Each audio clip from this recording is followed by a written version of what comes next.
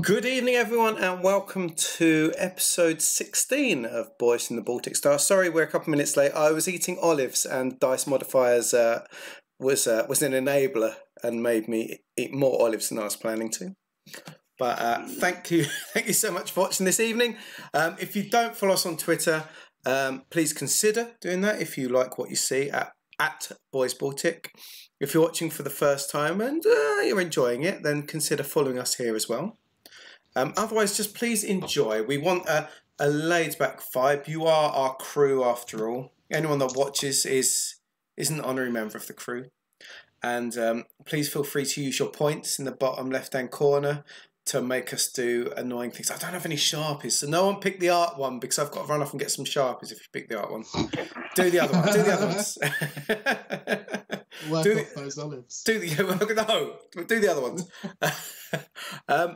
But yes, I'm Luke. I'm in the bottom right-hand corner, basketball vest and the blue. Two across from me, is my partner in crime, Ewan. He is the peanut butter to my jelly. He's the, what did we say last night, Ben? He's the cayenne pepper to my life. The cayenne pepper for your life, yeah.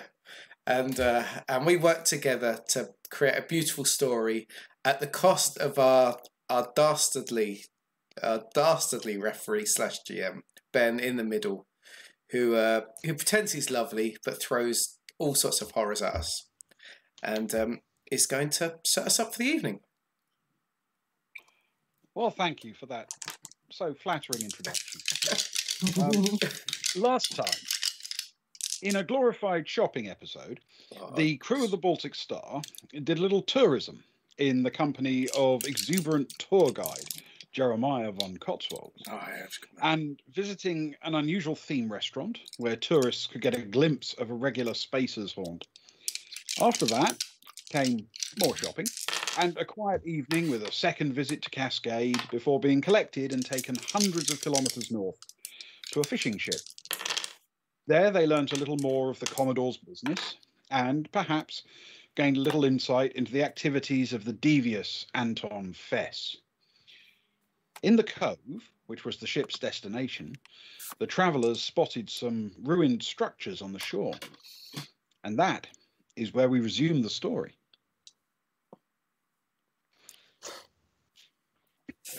Gazing out from our ship. We've been chatting with the captain, and we've been captaining Patry, and the not the captain in inverted commas Dawn, i.e. man of a million jobs. So I will gaze over to these amazing ruins and say to them, "Have you ever seen those before?" Okay.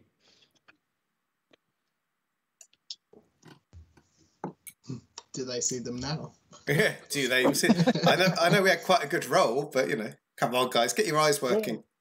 Dawn is with you at this point and looks out and takes a few seconds before you sort of point out to him what exactly you're looking at. And then he says, "Oh, yeah. I never noticed those."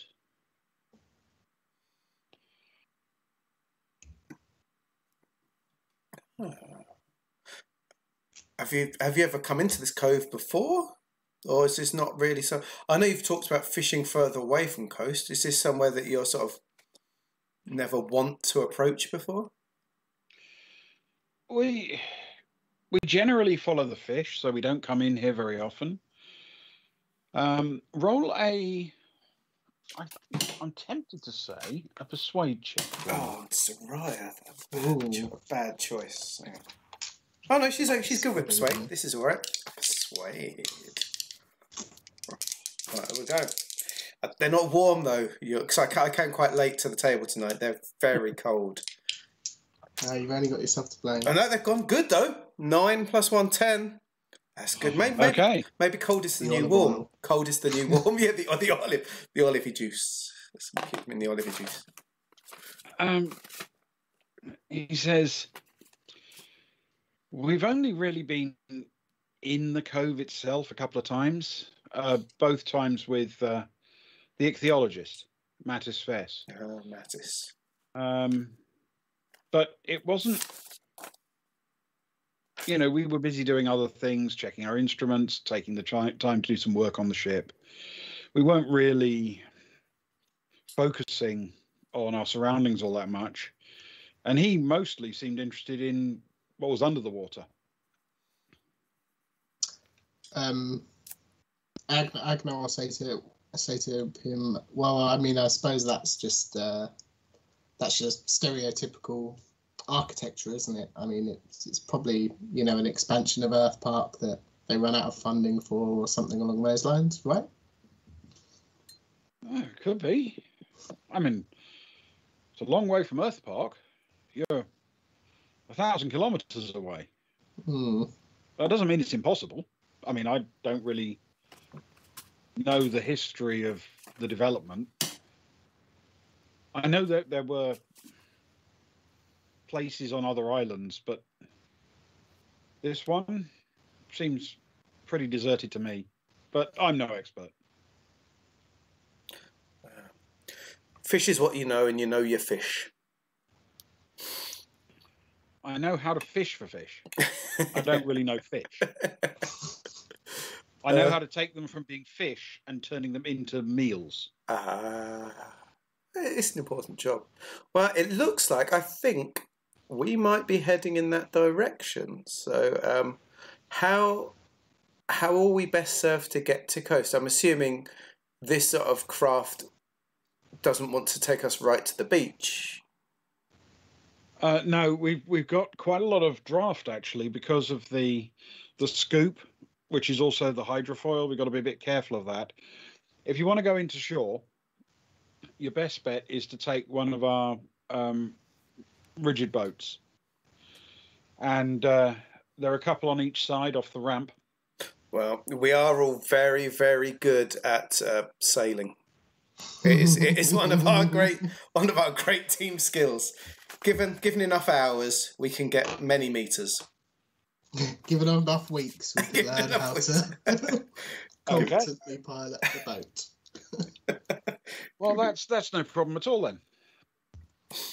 Just help yourself. Agnar says, but say we weren't the most competent of seamen. Would sorry. Could you have you got someone you could lend us to take us ashore?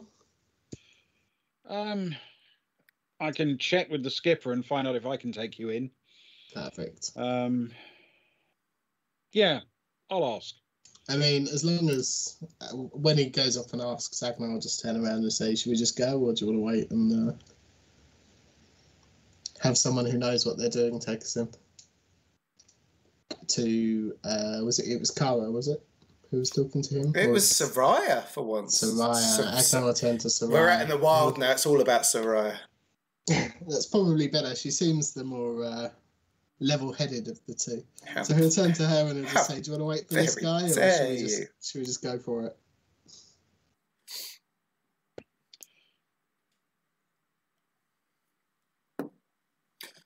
I think we should let him take us. I think we can enjoy, have a bit of a relax. I can laze back like a lady in a punt, and we can just be taken to the shore. Is what he's good at, that and turning fish into food. I mean, it seems a sensible idea. Yeah, mm-hmm. Right, as long as I'm not responsible for anything that happens to him on the shore. All right. Out of game and in game, he says that. Just to cover my bases. He can go straight back. He can go straight back to the ship if he needs it. That's bound to end well. Okay. Yeah, come and join us. All right.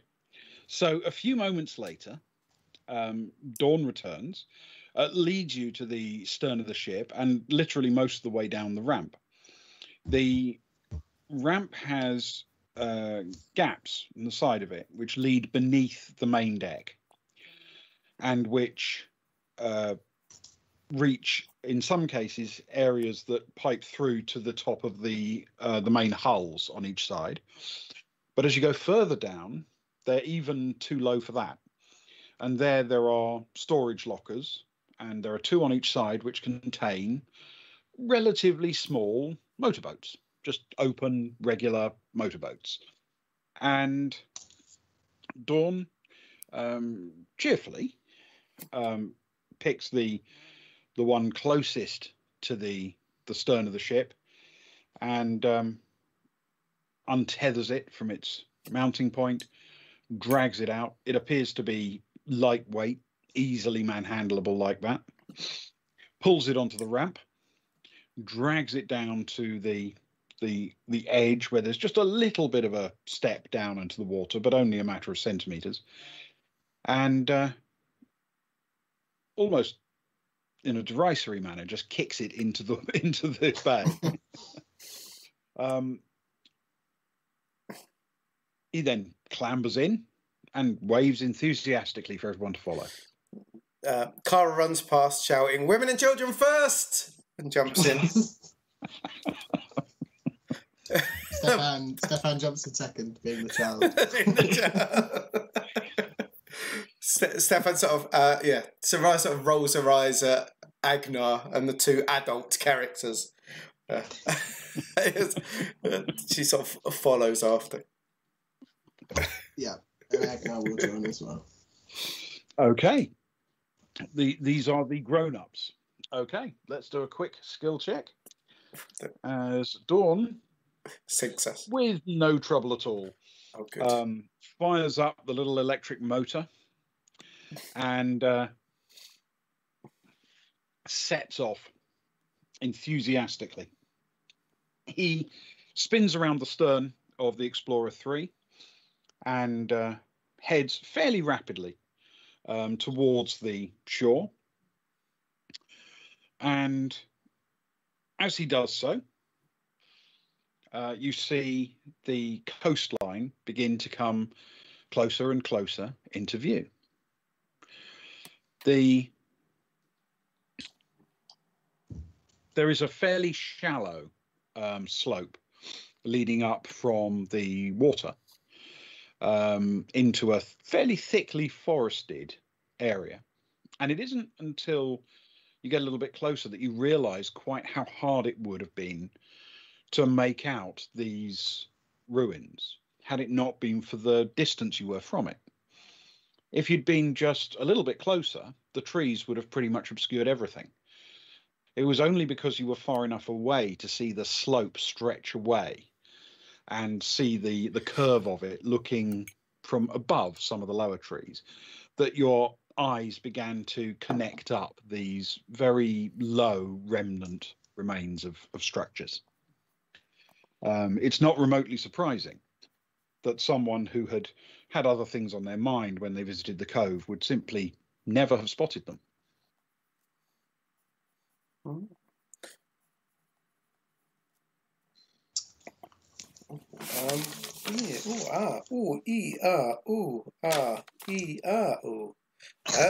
I know that song. I know it's one of my best. Sarai's going to pull out her I know we're not that far away, but she's going to pull out the binoculars to try and zoom in on different parts of it to see if she can make out any details. Okay. Can you roll for me I don't know, I'm tempted to say a survival check. Oh, no. With intellect, please. Oh, good. Did it not used to be a city? Are we not rolling streetwise? No, I'm all right with survival. Oh, no, streetwise is better. Okay, let's see. It's the same as last time. A 9 with a 1. That's a 10. I wasted some bad rolls yesterday, Ewan. That was the thing. You missed. I rolled some very bad rolls at the start yesterday. They've all gone now. The dice have warmed up. He practically got Cara killed yesterday. I nearly did, actually. You should do that every week. How dare you? Yeah, not on Fridays. So, okay. Does that include your intellect? 10, yeah, 10 in total. Okay, 10 in total. All right. With your best efforts with the binoculars, you get very little additional detail. There is this weird problem that because you're looking at a smaller area, your vision doesn't get to catch tiny little glimpses of the structure between the trees and kind of dot them together in your mind. So the more closely you look at it, the less you see any rhyme or reason to it. Oh, it's like trying to stare at something in the dark. It is essentially an impressionist structure. Oh, I should have got Cara to look at it with her arty ways. It could have made sense. Well, from where we are, can we make out what there is? I mean, I know it's all very low lying, but do they appear to be walls? The thing you can really see as you approach is that there are two places where the line of the ruins seem to run right down to the shore, which are just about visible on the map you can see. It's a very good map, then. Those two places seem... Well, thank you very much. Those two places, they seem to be very low to the ground. That's all you can really tell. I think that's where we want to head. Somewhere near... Should we go for the left-hand wall? It's a bit further out. Can we tell Dawn? Yeah. Dawn, we want to head for that left-hand wall. I don't know if you can notice it. You've never noticed it before, but it's there. If you could take us in near that wall, that would be some top-quality rowery. That's a word. As we go in that direction quickly, can I just say to Dawn, I don't suppose you've a helicopter on the ship or anything we could use to survey this area from up high? No, sorry, we're really very much a fishing boat. Well, that's fair enough. To the left-hand wall. To the left-hand wall. To the left-hand wall. Okay. So as the approach happens to the left-hand wall, as you say, you make it all the way up towards, literally on the map, 1 square into the water. You're almost sneaking between the trees at this point, where they overhang the edge of the cove. Oh, yes. Yeah. And their roots, because they are... You'll remember the word for this, I can't remember. Trees that can handle salt water as well. It's halophiles or something like that, isn't it? Sounds magical. Something like that. And they is now. They have roots a little bit like mangroves that dig into the water's edge itself. And you're just nudging into that little gap between them right at the edge of the wall. When suddenly, I will need each of you to roll a dex check for me, please. Oh, no. Here's Leno's TPK that he was all excited about. Is this for each character? Sorry? Is this for everyone that's on the boat? Everyone on the boat, yeah. Wonderful. And is this something that is athletics, dexterity, and dexterity? If you've got athletics dexterity, you can use that plus dex. If you haven't got it, you'll just have to use dex. Okay. Cool. Thank you, Diesel Shop, for raiding with the party. A raid indeed. Thank you so much. Wow, this is such a treat. Thank you. Thank you for anyone that stays for any time at all. We're just landing by a ruined temple or something. It's gone very proper roleplay for us. We've got maps and everything tonight. You're treated. We might be landing if we don't fall off the boat. Hello, Anna DeBille. We're rolling dex checks and everything. It's like some serious. It's some serious stuff right now. That's becoming bold. I'm gonna say. Ah, that's good. Is it flat dex? It is athletics dex. Athletics dex. Oh, okay. Sarai's hit a flat 8. Which should be all right. Which, for anyone that's watching for the first time in Traveller, an 8 is a generally a success on 2d6s. We're generally aiming for an 8. Standard difficulty. Standard, success. Agnar got a 7 total. Okay. And Stefan, sorry, after you, Luke. No, oh yeah, let's vice versa. Cara hit a 7 as well. Stefan rolled an 8 but got a 12. Ooh. A 12. Okay.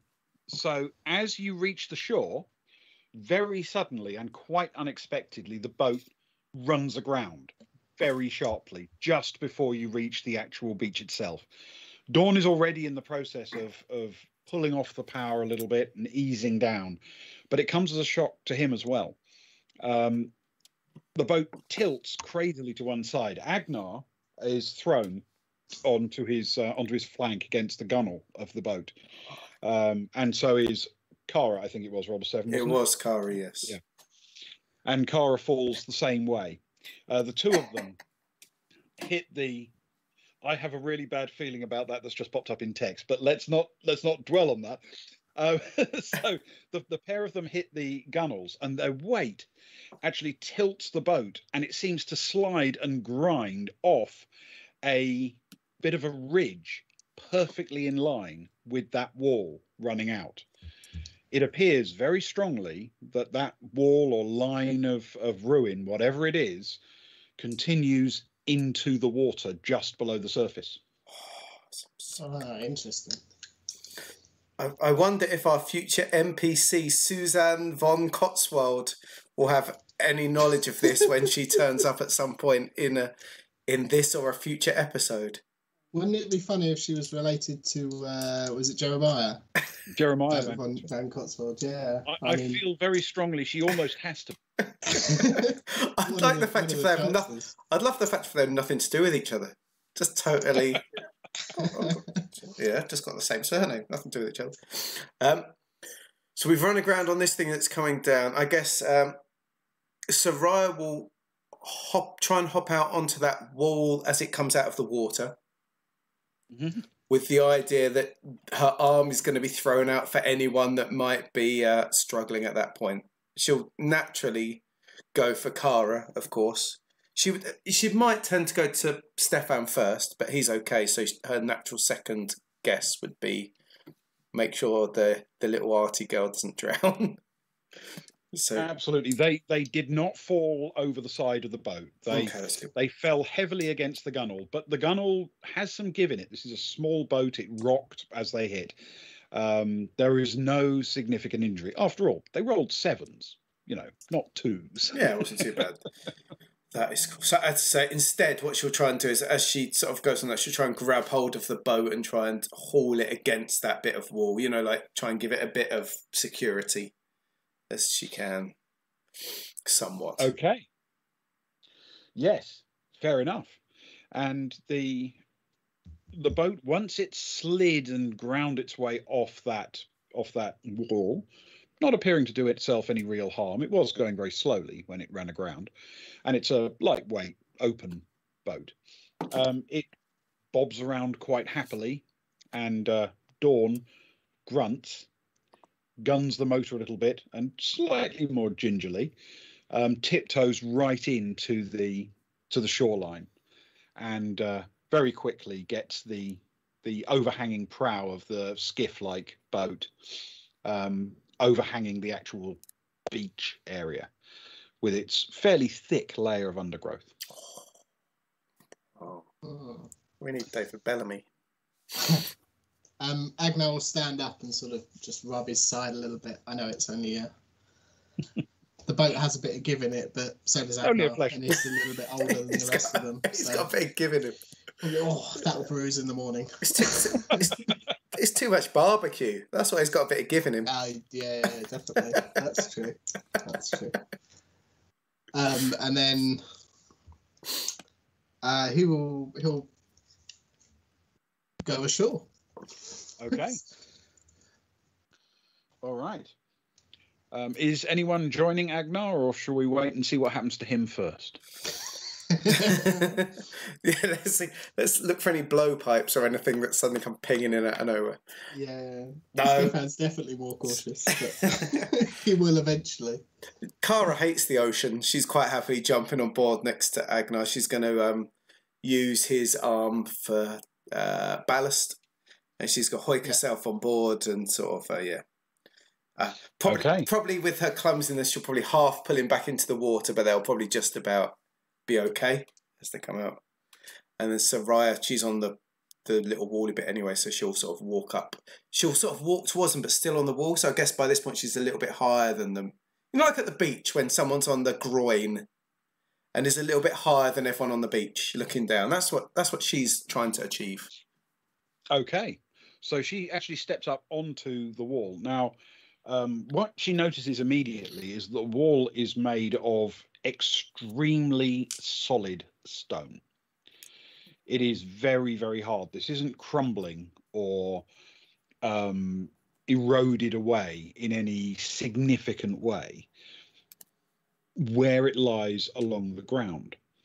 However, it is completely flush with the ground surface. There is not a single millimetre of it that projects above the actual soil surface itself. Oh. So she doesn't get to lord it over people at all. I'm afraid not. Oh, disappointing. Yeah, if she wanted that, she'd have had to bring her heels. And they're not good for exploration. Well, you say that, but I've seen Hollywood movies. Yeah, that's true. And I've seen you around Faversham. That's only on Saturdays. Yeah, that's true. Noticing this, if Agnar works away at some of the dirt along the wall, or along what appears to be the edge of the wall, with, say, the butt of his laser carbine, does it reveal any more stretching out? Or does the dirt just go down? Not, masses, but... You want to find out, basically, if it stays the same width or if it broadens as it goes down? Yeah, definitely. On the... As we're looking at it, right-hand side of the map. Okay. As he does so, he realizes that he is looking at an extremely well smoothed, very hard stone structure. It doesn't appear to be appreciably pitted, though there's some wear, and it seems to go straight vertically down.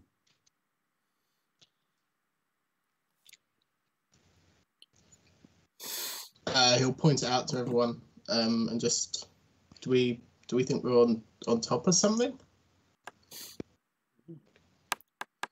Could be, I guess. But it's so it doesn't. So it's not like it's the roof of anything, because a roof you would hit stone very close to the surface. So it's a wall rather than the edge of a roof.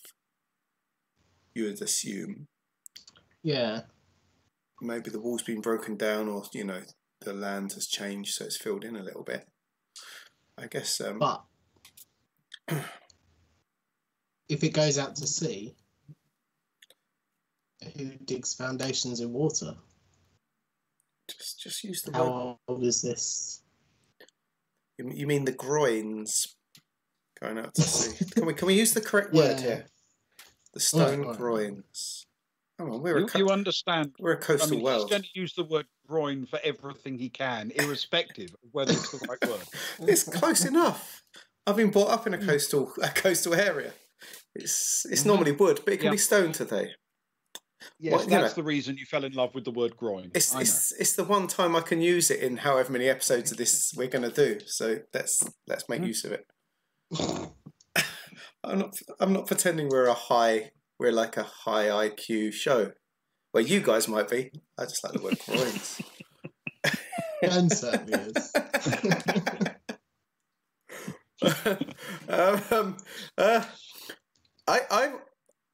If in doubt, follow the wall, right? So let's follow let's go. not out to sea. I can't swim that Towards well. the groin or the other way? No, inland. My swimming's not that great. Let's go inland. Let's follow the wall away from the groin. Upwards, northwards from the groin, please. Okay. You start making your way north up the left hand, the western of the two sort of parallel walls.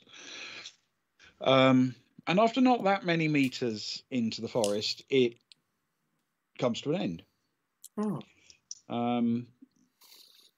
However, just a handful of meters beyond that, there's a little bit of an area where a similar shaped, similar structured wall appears off to the west. And you've seen this kind of thing vaguely from the boat. There is a bit of a sort of a small rectangular, roughly area off to the side of it. And as you progress beyond that, there's another piece, seemingly, of the main wall you've been following.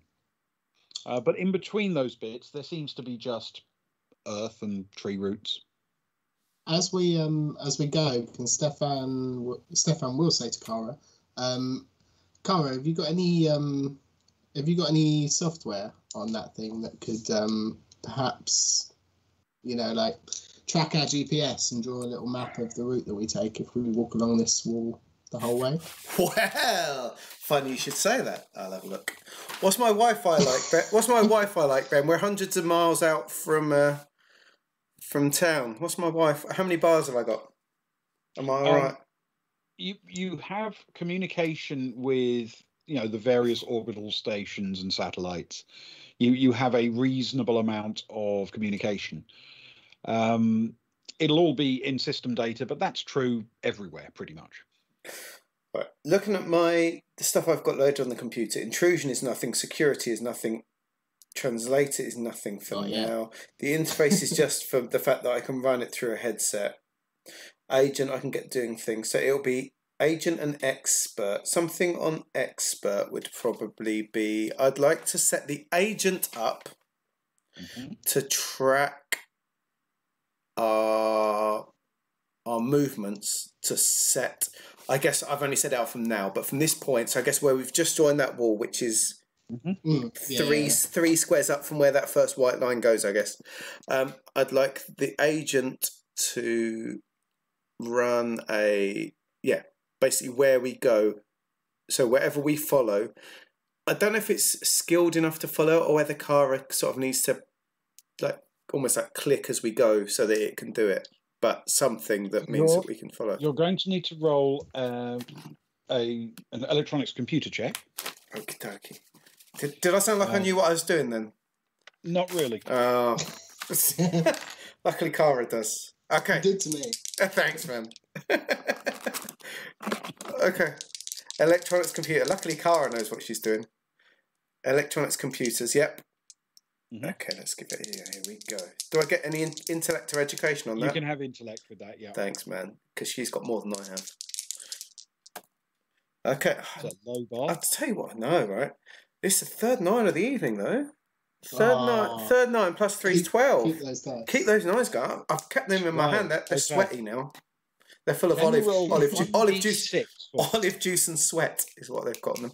1d6. 1d6. Okay, it's a 4, so it's somewhere in the middle. Okay, it's a 4. You are able to set it quite rapidly to log its movements. But if you want to actually program it to draw pretty graphs and plots and maps, that will take a little while.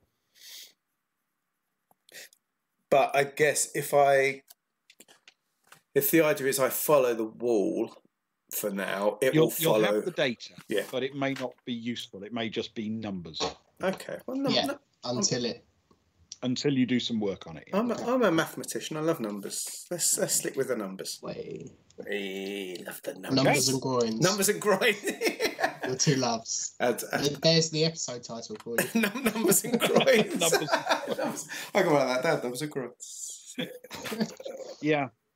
Sounds like a prog rock album, doesn't it? It does, actually. Sounds like the name of my next band, actually. Yeah. Okay. So, fair enough. That is set up, yes. Thank you very much. Cool. And then he'll just say, "Shall we continue?"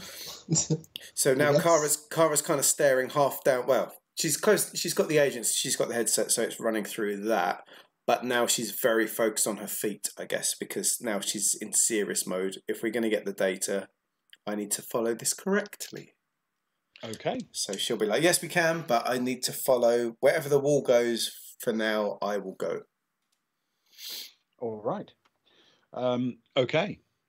Then are you going to follow, therefore, the curve of that angle out to the west and up and then back again? She will.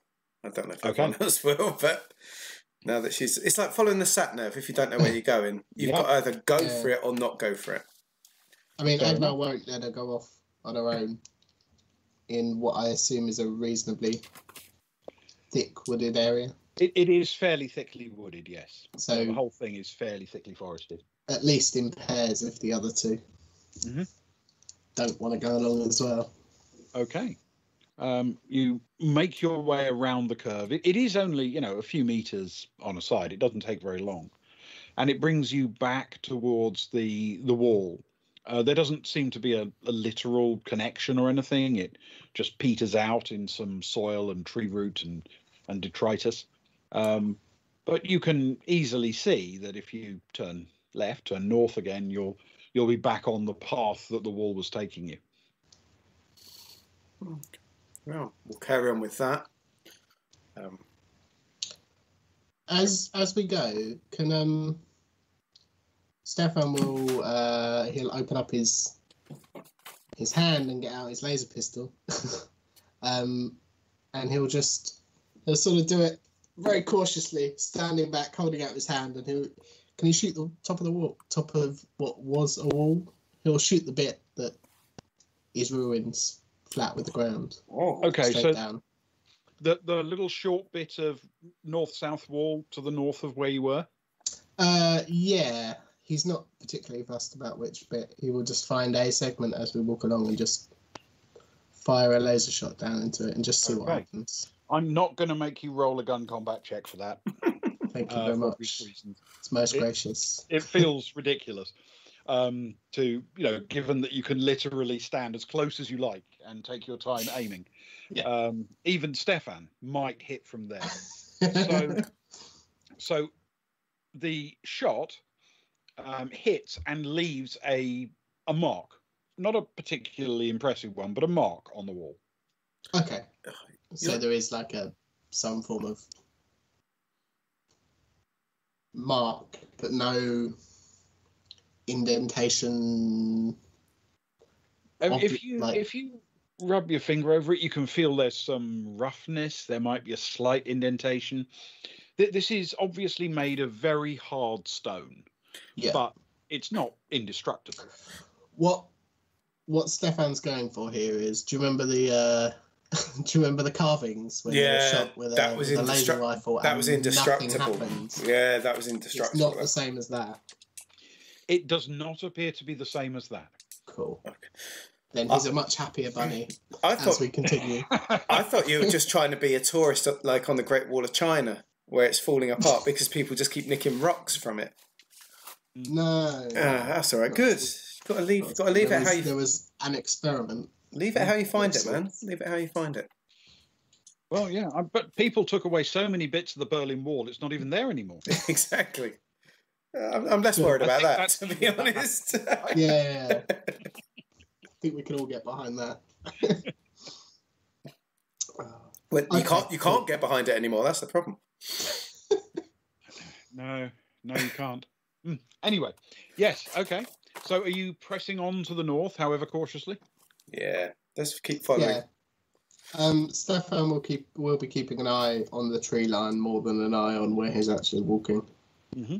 He'll assume he won't be walking on the wall because we don't all need to be doing that, do we? But he can walk next to it and absolutely just keeping a general eye around as to what's going on, looking out for movement. Can Stefan roll a survival check for me with intellect, please? Can definitely roll it. he's not the one that should be doing this. Oh, it's not the -3 now. Yeah, that's a 6 -3. A 6 -3. It's trees. Yeah, that'll be a 3 total. Yeah, a total of 3. I mean, you've rolled worse in the past. The careful surveying of the trees implies there are trees.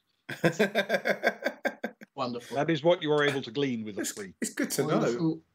Note to anybody watching: if you're going to have a somewhat cautious, somewhat paranoid character, make sure that they are equally balanced for both nature areas and urban areas. Yeah, or not. I find it quite cute. I find it quite cute that he can pull out a single brick in the town, but take him out into the wild. Doesn't have a clue what's going on. It's a tree. Yeah. It's like he can only see one colour of green. I quite like it. Mm-hmm. Yeah. So, pressing on, you make your way a little bit further north, and eventually you stumble onto the place where you meet the wall that's running east-west, which sort of crosses across your path. Again, it's broken up. Bits of it are covered by tree roots and dirt. It's not particularly impressively visible, but again, it's very, very low to the ground. Is this, looking at the map, is this the start of that rectangle? Yes, you're at the southern edge of the large rectangle thing. What are we looking at scale-wise per square that we've travelled so far? These are typical traveller squares, 1.5 meters per. Oh, so not far at all. In which case, Kara, very much head down, will continue to complete the square. For better or worse, that is what her plan was to do. Okay. So she'll follow it round to the left, and then she'll turn to the north. I know I've just changed left to north, but that's what it is. Yeah. I'm not a Boy Scout. That's how we roll. And then she'll go to the east if she can. And then she'll go down, if you'll allow me that. Down or south or down south. All fair, yes. And then she'll go left west. If you let me go left west. Which she'll do by turning right. Yeah, so she'll turn right, exactly. In order to go left. Yeah, she'll turn right to go absolutely. left. Yeah. Okay. And at that point, I guess if nothing has happened, she'll realise we've reached something. The trail has ended. We've reached an outline of an area, which suggests there's no path going off from what I can tell. So we've hit something. That's what she'll tell everyone. We've hit something. Okay.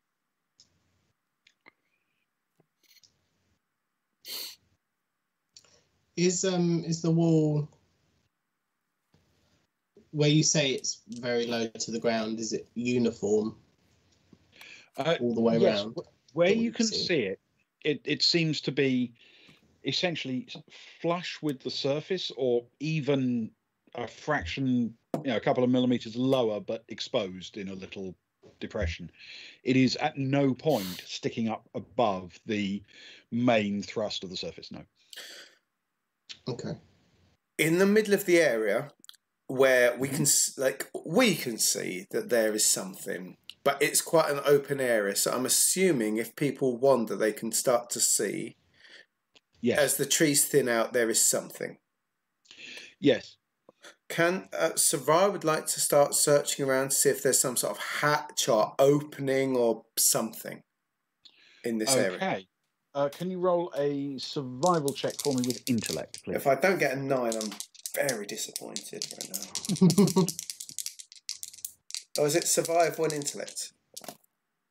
Oh, it's a 5 + 1. It's a 6. That's not good numbers.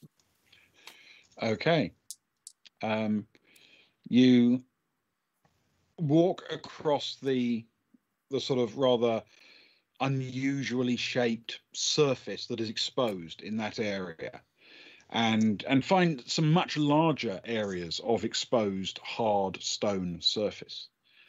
But it's not until you reach the sort of top center of it, the most extensively exposed area, that you realize you've actually missed something. immediately to the south of that, in the square, effectively between the legs, if you see what I mean. Yeah. But right up at the top, The groin. just underneath the body. Yeah. There is indeed not a hatch, but actually a hole, a perfectly square, 1 meter wide hole. Oh. I wonder if Tim is down the hole. Tim! Tim! Tim, are you down the hole? Tim! Are you there? Tim! Come on, there must be someone. Tim! That was a wonderfully subdued moment for Tim. Good timing. Good timing, Alex. Quizzical, subdued. Tim. I like it. I'd like to think there is Tim down there just waiting for us. See, I'd say if you'd have just hired me, I could have got you here sooner. Hole. Is it a vertical hole? If we shine a light down it, does it look vertical? Are there steps? What's it looking like? There are indeed steps, and they seem to stretch vaguely northwards as you look down inside. You have basic torches and things like that, either attached to your suits or just in your personal belongings. And as you shine down, the staircase seems to go down quite a long way. Ooh. I wish there was Tim down there. He'd tell us what to do. Or would he? Or would he? He might have had enough of your shenanigans. He just want a tip. That's what he'd want. Yeah, that's true. I've gone off Tim. He wants his money. Okay. Well, shall we? I'm fascinated by the stairs into the darkness. We shall. I have a feeling that one of mine, and I believe it might be Soraya, has a night vision on one of her weapons. And she's the one that's actually got long weapons with her. Mm-hmm. In which case, I think she should go on point. And anyone else that wants torches can follow along in their torchy ways, as long as they don't shine them too far forward and dazzle her. But if they want to shine on the walls and the ceiling, they're more than welcome to.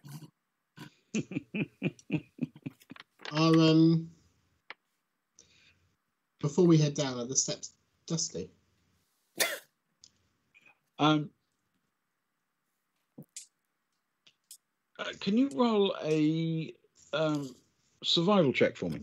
Oh yeah, I certainly can. This will probably be Stefan again, so we're going to a dusty check.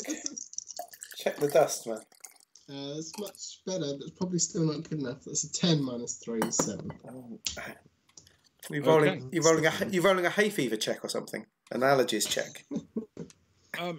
You wouldn't say dust, but certainly there is living detritus there. Bits of soil, leaves, the occasional twig. Sure. Okay.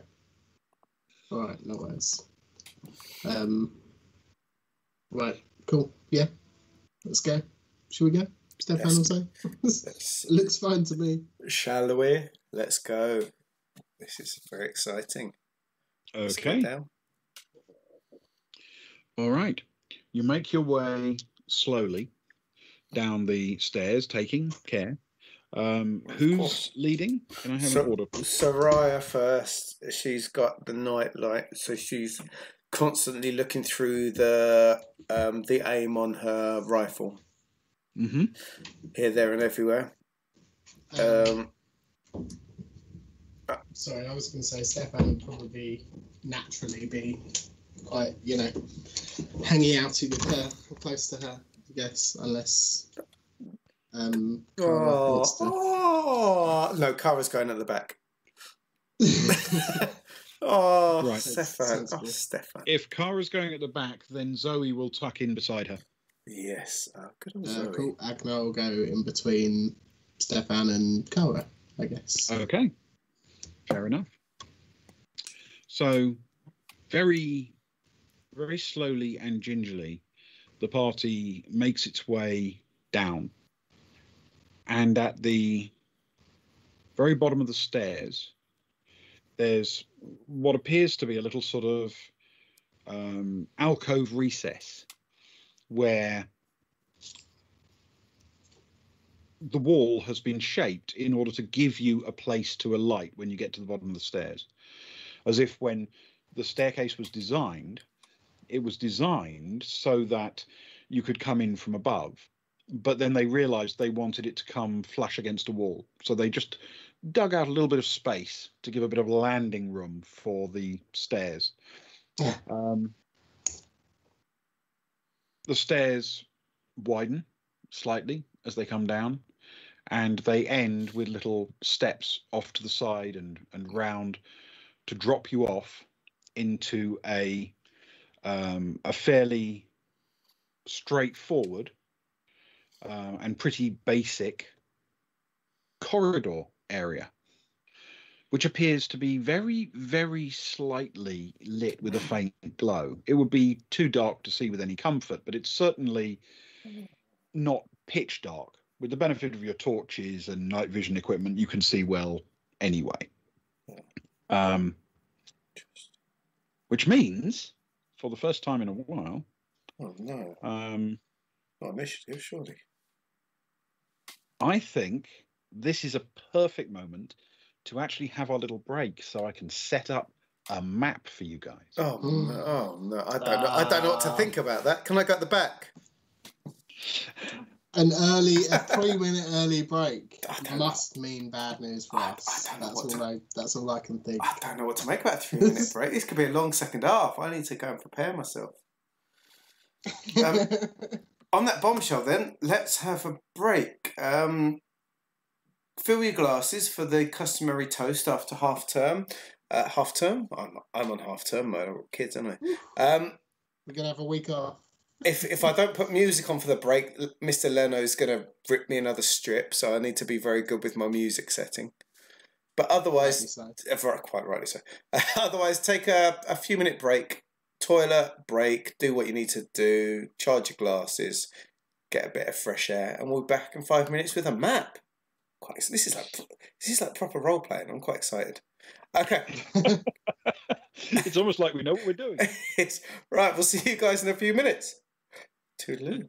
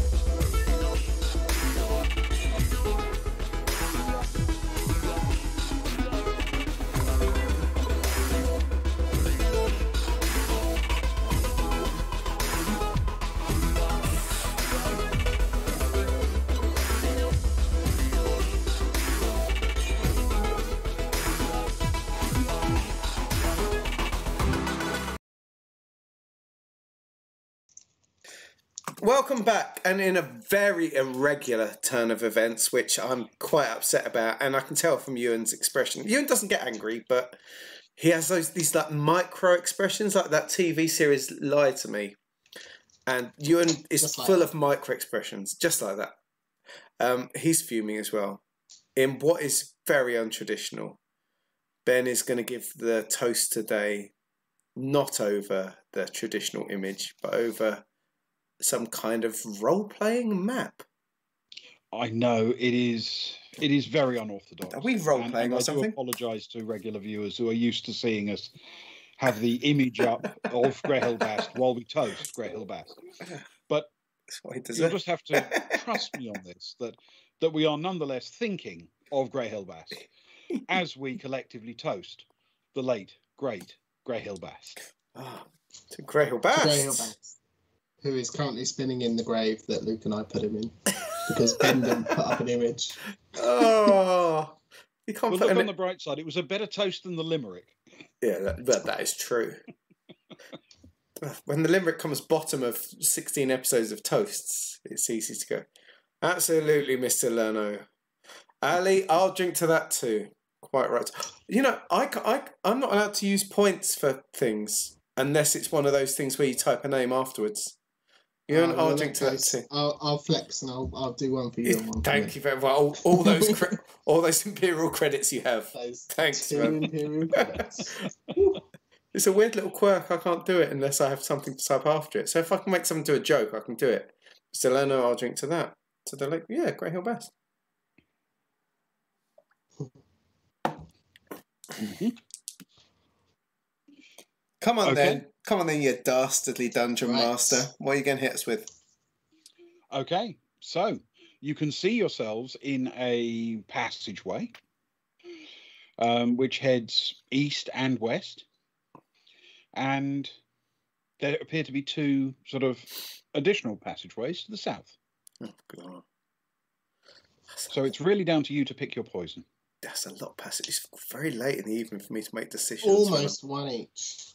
We can leave someone at the entrance to guard the entrance, and then just take one each. That seems like such a sensible decision. Should we have a little peek south? What? Like literally looking to the left or right, we must be able to see to the left or right a little bit more, right? Yes, you can see essentially that the passageways continue just a little bit further than on the map, and then both of them turn south. Okay. So we've got 4 south passages, really. Mm-hmm. Should we take a little hidden gaze down each one, Ewan? Give a little pokey nosy look. Yeah, if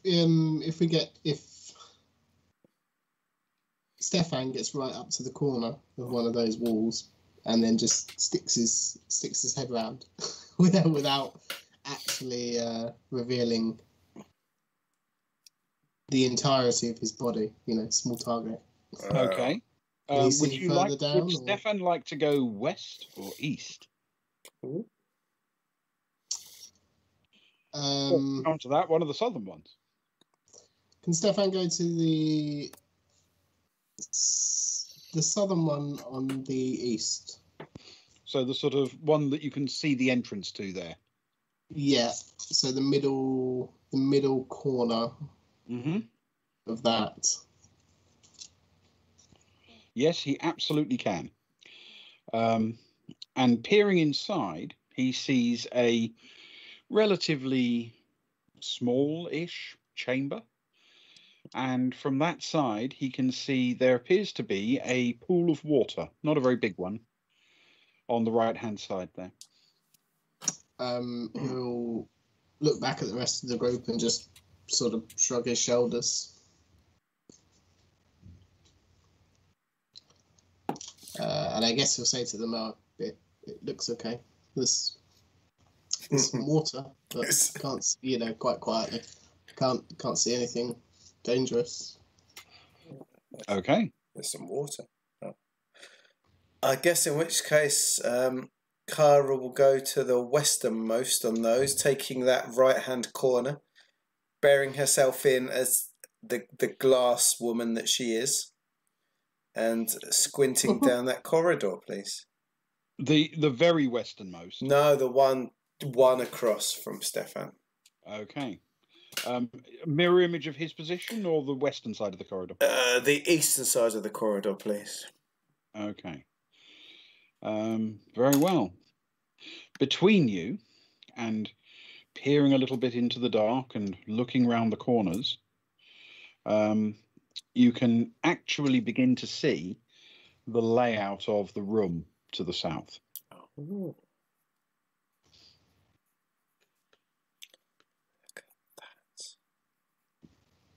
Look at that. Eh?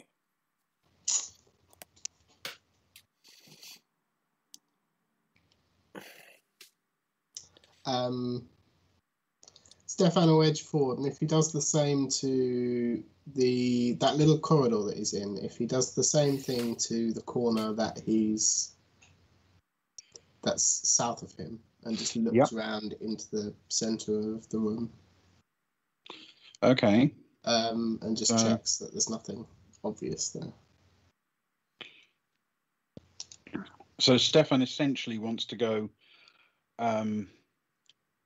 somewhere like this, yeah? Oh no, sorry. Further north. That corner that's north of him. Yes. But just so that he can look around into the middle of the room and just, for his peace of mind, make sure that there's nothing in there. Understood. He trusts Kara, but it appears as though there might have been a bit of a blind spot, like right in the middle of the room. That is true. I'm with you. Okay. As far as you can tell, the room is completely empty. And at this point, I guess he's sort of out of whispering range. He'll just get on the group messenger, or the equivalent of, and just say, "Looks empty." Do we want to go in, or do we want to try the other routes? That is a very good point, because you don't want to split 5 to 4.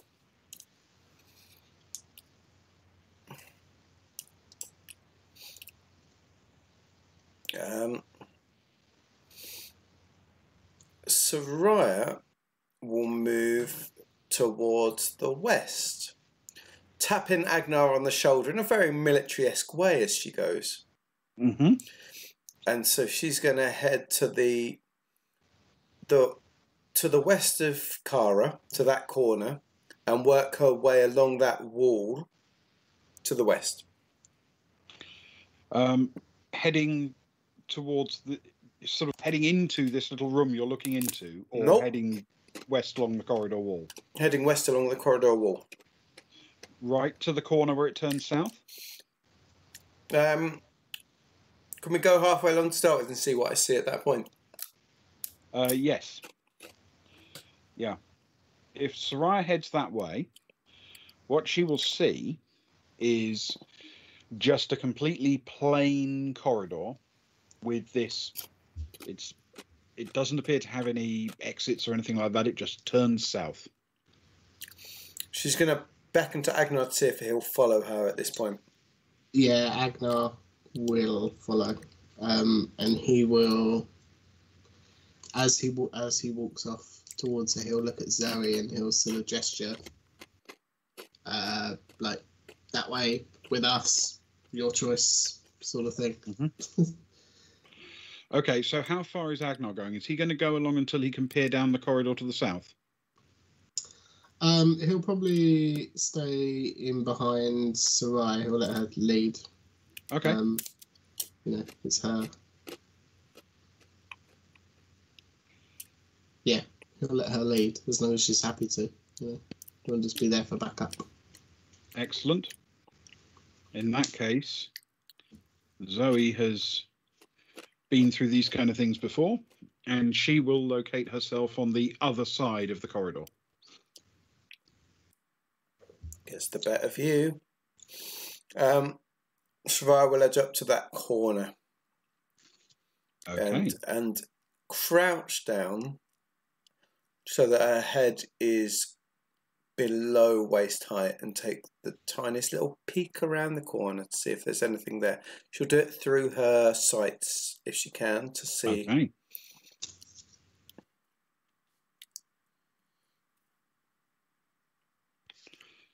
She can see a very long way in a straight line down to the south.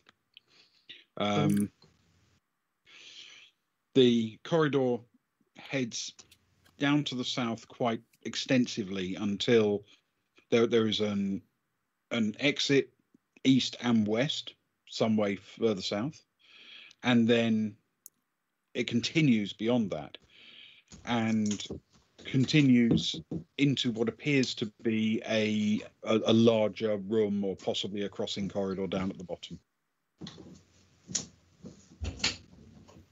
Mm.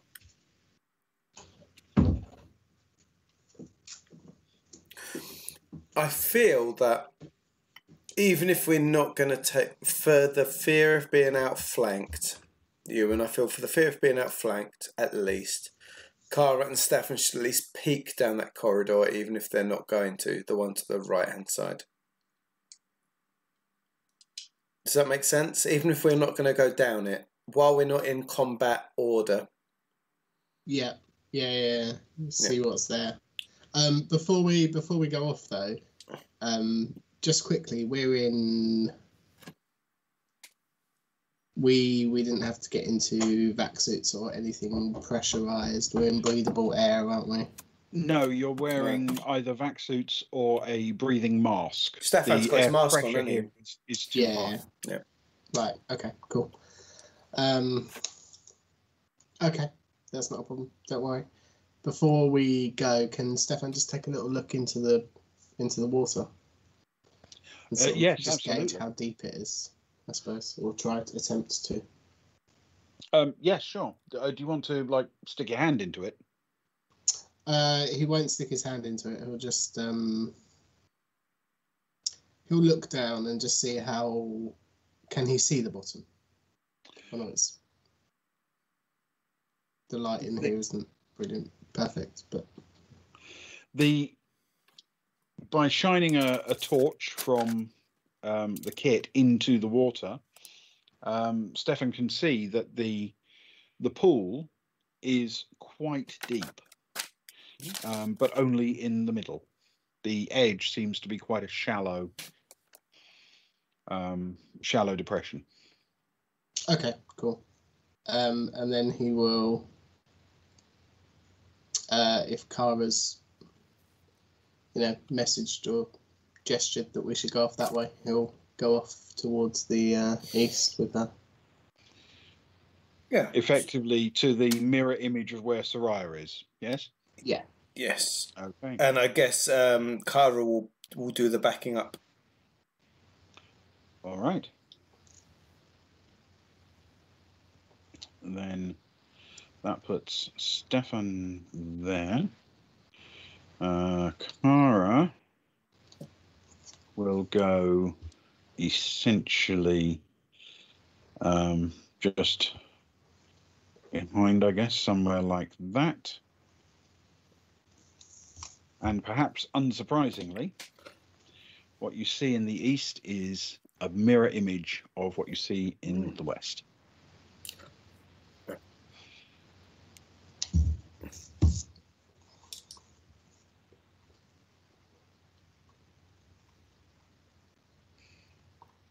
Stefan he'll tell Kara it's just a long straight corridor, pretty much. Let's I guess we head down there and glance across at each other when we get to the bottom then, I guess. Okay. So do you want to head down first to the point where the intersections are? Yeah, I think if we're doing fire teams of two, I think someone's going to need to look to the left and someone's going to need to look to the right, right? Mm-hmm. Yeah. Where does... Agnar would know. But Agnar's the military man. What does Agnar want to do? He is the military man. Could Agnar use his experience of the military to determine the best plan of attack here? As to whether we would take a direction each, I mean, seems the obvious. You certainly can. Make a tactics roll for me, please. I let him go cold. With intellect.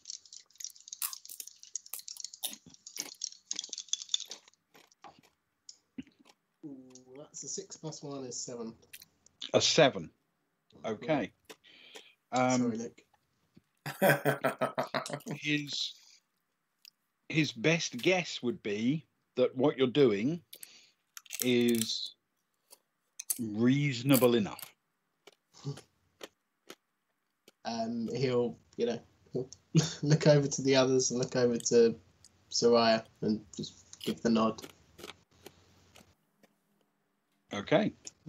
So, Soraya, if you're heading down that corridor to the first intersection, do you want to take left or right?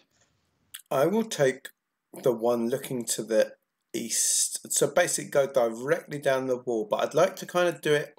I'd like to assume I was doing it as we're not in turn order. At the same time that Agnar was going down the other side. Yeah. I'm with you. That is how I would envision it. And at least we've got Zoe there, so hopefully Zoe's kind of looking ahead if needed. Yes. Yes, I'm completely with you. And, yep, Zoe can indeed do exactly that. And provide a degree of cover for both of you. And Stefan, left or right as you head down? Stefan he'll look east. Okay.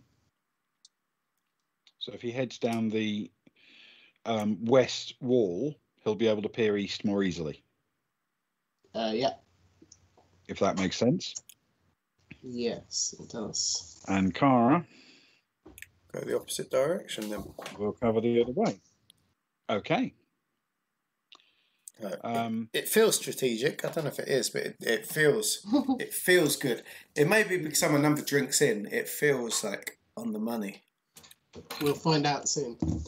I need some olives, but apart from the lack of olives, it's feeling very, very good. Right. Okay. The central area now largely becomes visible to you. I'm going to show you stuff, which includes stuff you haven't technically looked down yet, but you'll get the gist when you see it. You're a generous man. Because the central part forms a simple crossing, and it's just a passageway. And then there is a continuation passageway down to the south. Yeah. So there's yet another intersection there. But as far as you can tell, looking in that direction, there is nothing untoward whatsoever. Peering down the two sort of outside intersections, there is a room at the end of them, seemingly. Oh. In both directions. Yes.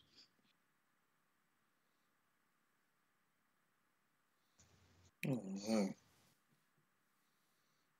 And I assume that Kara and Soraya can see each other.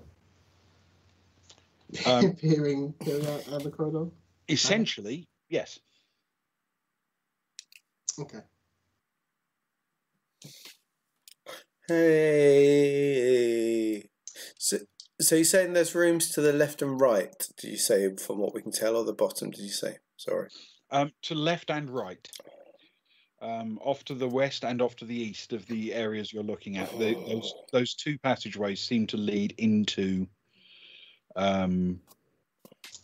rooms. Do they open out? Are they quite large rooms, can we tell?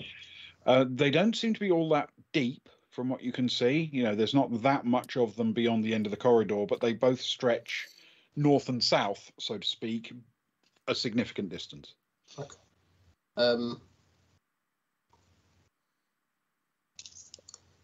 Do we want to stick in our groups, or do we want to get together?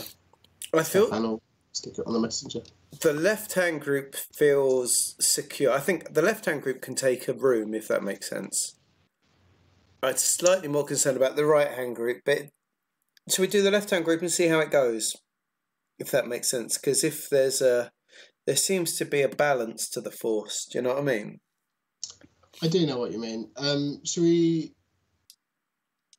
In fact, I tell you what, Agnar will get on the messenger and he'll say, "Well, we'll head into this room. Do you want to hold where you are and maybe just cover our backs, make sure nothing sneaks up on us." Oh, that's some strong leadership skills, man. To Kara and Stefan. Okay.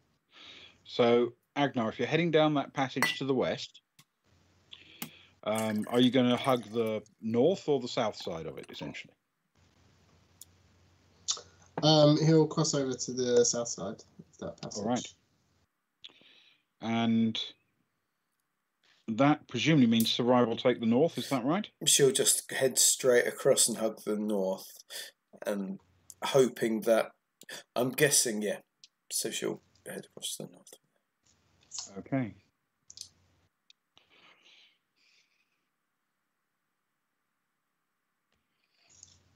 All right. As you head through that way, what you find is that there is a quite long room. As you peer inside it, you can see both north and south. There are again these small pools. However, as you cast your lights in those directions, this time there is something a little bit different. Carved into the wall beyond each of the pools at the north and southern edge of this room are some distinctly alien-looking carvings. Oh no, the carvings! Oh, no. The carvings are back! They are very, very pictographic in nature. Are they reminiscent of what we saw many, many moons ago that drove Stefan and Agnar mildly insane? That's true. Roll a language check. Oh, great. What for great historical language that is far beyond our recognition. I would ask which language, but Agnar doesn't have any anyway, so it's a -3. He's just guessing. Can he use his education? Oh, bless him. Yes, he can use education and -3. Agnar's like me when I go through Germany. It's just making a guess. So that's a 3 -1 is 2. At least he stayed in the positive this time. That's true. That's good for him, actually. He's hit a few negatives. As far as Agnar can tell, it's just markings on a wall. He has no idea what it is or what it might imply. Wonderful. But they don't immediately make him feel queasy, because when we got off the planet with the carvings and he looked at a picture, was that when Stefan looked at a picture? Yes. Sarai's going to take a picture of the carvings. Mm-hmm. She's going to ping them across to Kara. And Kara's going to do her classic thing of, hey, look at this. And hold her phone in Stefan's face and see if there's a response from Stefan. In her usual charming way. All right. Can Kara roll a deception check, please, to find out if she manages to catch him by surprise enough to make him look? Because there's no way he's going to look if he knows, is there? With intellect. With intellect, we like that. Oh, hang on. It's a 7, but I am +2, 9. 9. Okay. You do manage to catch Stefan slightly unawares with the image. So he does sort of glance at it without even thinking that it might be something he should worry about. Oh, and it's because I always show him pictures of puppies. He's used to puppies. That's the problem. Puppies and groynes. Puppies and groynes.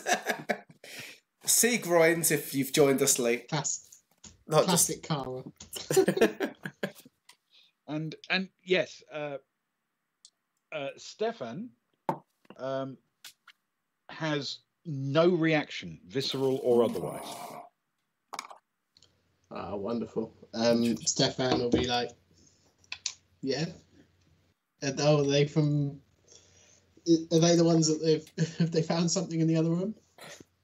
Cara will try and cover herself. She'll be like, and then scroll a couple across to just find a nice picture of a puppy.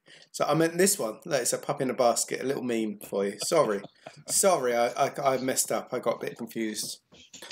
There's so many pictures I send these days. It's my phone's full of memes. Sorry, Stefan. That's all right. Sorry, the cats know something's up. They're in and out. They can feel the tension. they saw a map was on your screen. They're freaking out. Yeah, the cats are nervous of potential combat maps. Yeah. Me, Sparrow 71, and the cats. We're freaking out right now. Okay. All right. I'm pretty sure before Agnar has been able to medically scan things. Is this part of a medikit, perhaps, or you have a scanner, yes. Can he scan one of the pools? He'll go north towards the pool that he can see. Yes. Okay. Yes. Do you have relevant science skill we're after here? So, I suppose. Ideally, we'd be looking at chemistry or. He's got xenology or biology. Okay. Or biologicals. All right. Well, you can do. If you've got biologicals as a profession and xenology or biology, you can have your biologicals plus your pick of the other two, plus your education. And then roll so you can roll a check effectively with that. So you can have your professional skill, roll with that, and you can have plus whatever you get from either xenology or biology added to it, as well as your education bonus. Okay, cool. Thank you very much. I just I also realised that both of the biologies are zeros, so it's very kind of you to add them in, but Fair enough. There's no negative effect, at least. Oh, that's a double 1 plus 3. Double. Oh, God, it's like I'm rolling nines. They're going. It's like I'm rolling nines tonight, man, or we'd be in all sorts of trouble. Yeah, you're making up. As far as you can tell, it's seawater. Oh. Salty. But that's all you're getting with that kind of roll, I'm afraid. Yeah. To be fair, that's probably generous. It's water. It's wet. It's wet. I put my head in it for 3 minutes and nearly drowned.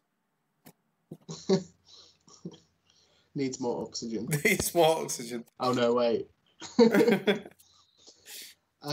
Okay, that's fine. And if there's nothing else, once he's entered the room, if there's nothing else that's immediately obvious that we didn't spot before, he'll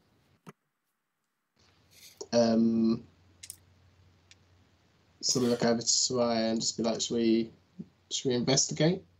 How high is the roof? She's going to start looking around on the roof and things, because all the most terrible things in horror come from the roofs, right? Mm-hmm. And the first thing you ignore when you're walking down anywhere is the roof. So she's going to start... That's true. She's going to get the old night sights on and start flicking around the roof and see if there's anything in the corners, those nasty... the sci-fi corners. Get you looking down into the deep pools of apparent seawater. Okay. Yeah, they'll suck you down somehow, man. Tentacles down there. And then it comes from the roof. The roof appears to be about 6 meters off the ground. It is entirely flat and entirely featureless. It's not covered in tentacles or anything. Not that you can tell. Or slime. Not visibly. Or zombies? Okay. If so, they are stealth zombies. Stealth zombies, stealthy zombies. Well, they exist. They exist. Stealthy zombies always. So because Agnar's useless at checking water. We know it's seawater, and there's nothing on the roof. Okay, that's good. Do we want to check out the carvings? We always need to check. I love looking at the carvings. Let's look at the carvings. Okay. So you guys head north or south to examine the carvings? It's in that area, right? Essentially, there are two sets of carvings, one to the north on the north wall beyond that pool, and one on the south wall beyond that pool. From where we are, do they look identical? No, they don't. They are clearly in the same style, but they are not identical carvings. Yeah. Well, okay. Let's go. Most writing is north to south. Let's go north to south. Okay. It's not a map, it's a book. It's a book, exactly. It's all a book. Life is a book, I feel. Life is very much a book. So, examining the carvings to the north, if it is a book, there are no pages on either the east or west walls. Theory's destroyed.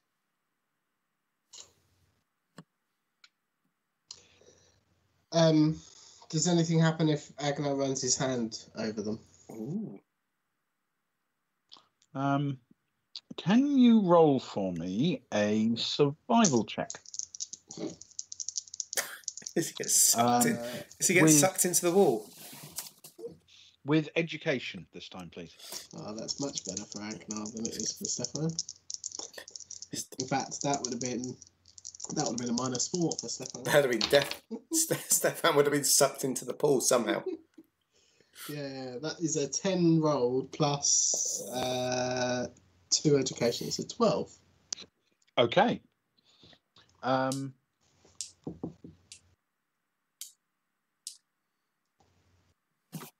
a 0 for survival, not the -3. running a gloved hand over the carvings themselves doesn't reveal anything particularly unusual, except they are extremely precisely cut into this very, very hard rock. However, there is something perhaps a little bit weird. There appear to be, as you sort of run your hand over it, you're kind of smearing what look like watermarks, as if water had been splashed onto them and then allowed to dry. It's subtle, but you're almost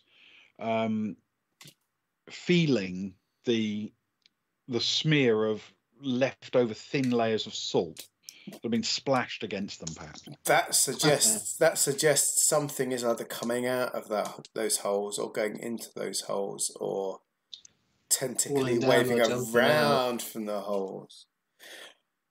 So I was going to take pictures of the carvings to send across to Kara, as she is the one that seems to have developing a collection of carvings, which at some point we'll save to our Instagram when we all die. Okay. Yeah. Agnar looks to Zoe and just says, "Have you got any rope?" Zoe actually does have a little bit of rope. Yes. Do you two want to hold on to that end, and I'll see how far down this thing goes? Yeah, that sounds absolutely terrifying. Let's do it. Yeah, much rather be at this end. Something's coming out or going in, right? I mean, it might be alien, and it might survive where I might not, but chances are, if it can sustain life in some form, and I'm in my combat armor.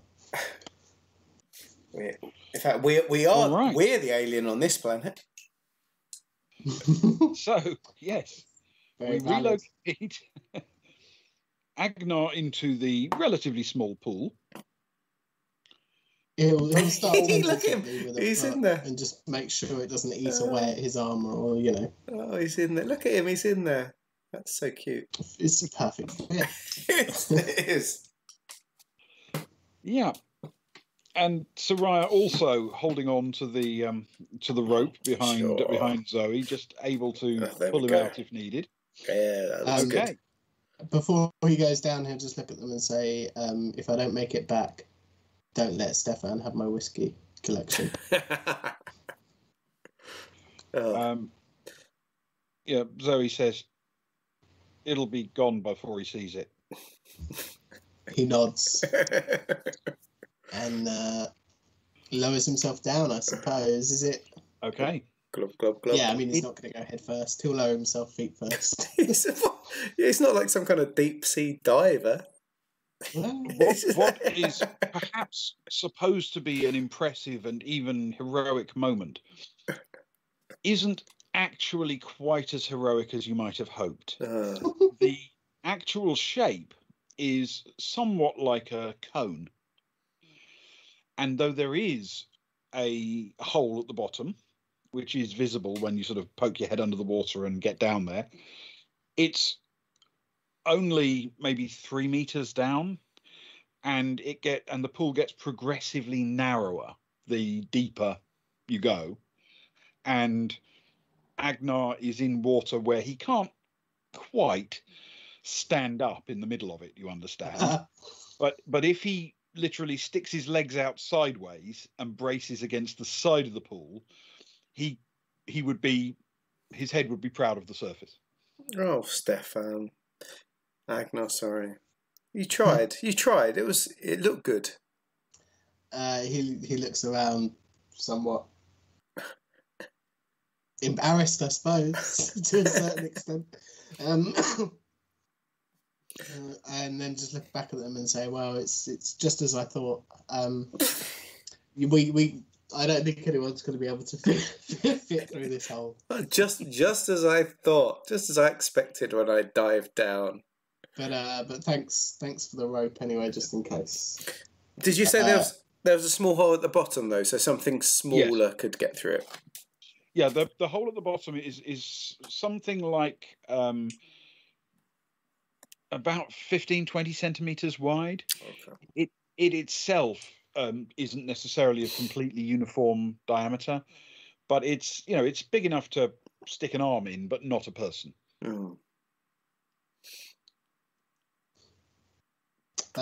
Put your arm in. I suppose he could go head first, and he'll climb out. Okay. Fair enough.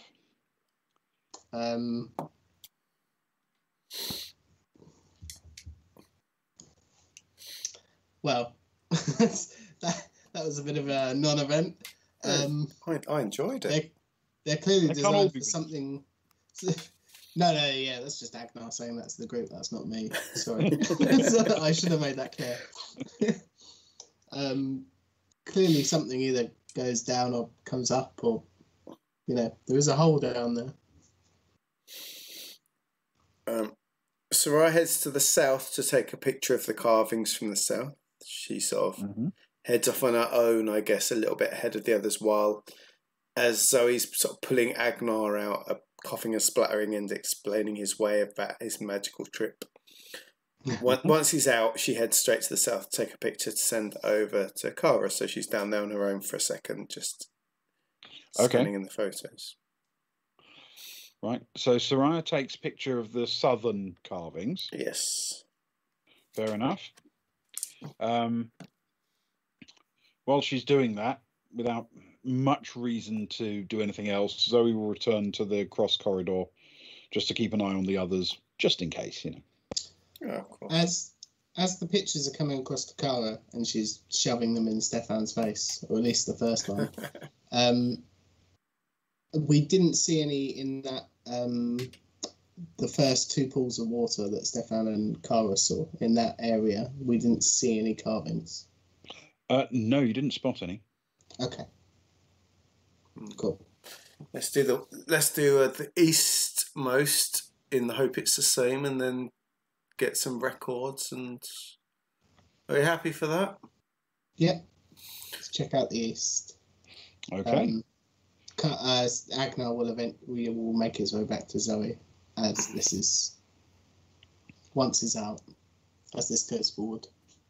Okay, so do you want to join the other group at the east before they explore the eastern chamber then?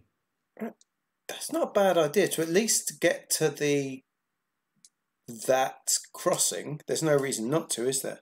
Yeah, I mean, I suppose then we've cleared off that section, haven't we? And then we've just got 3 ways down. Yeah. Between 5 of us, which again isn't. Which is, as Sparrow 71 says, we're spreading our team very thinly, and you know, can only lead to fun, I think, is what he was implying. All right. For us or Ben, I'm not sure which one, but so how brief the adventure is. if we reunite the team somewhat, yeah, then we can make a decision as to how you want to approach the East Chamber. Sounds good. Wonderful. Assuming the room layout is the same way as the previous one, can Agnar try and determine the best way to enter? Yes, make a tactics roll for me. Oh, hello. Wonderful. Let's use those dice. Use your tactics skills. All those the 20 years you spent in the military. Use them. That's a 6 plus 3 is 9. Okay. The suggestion that you would get from that would essentially be that the right way to do it is indeed to pick 2 people and take one each side of the corridor and cover across the angles. So whichever 2 you want. Kara's up for it this time. After getting the photos from the other one, she's like, "Oh, I want to get them myself this time." All right, north or south? She'll go to the north, please.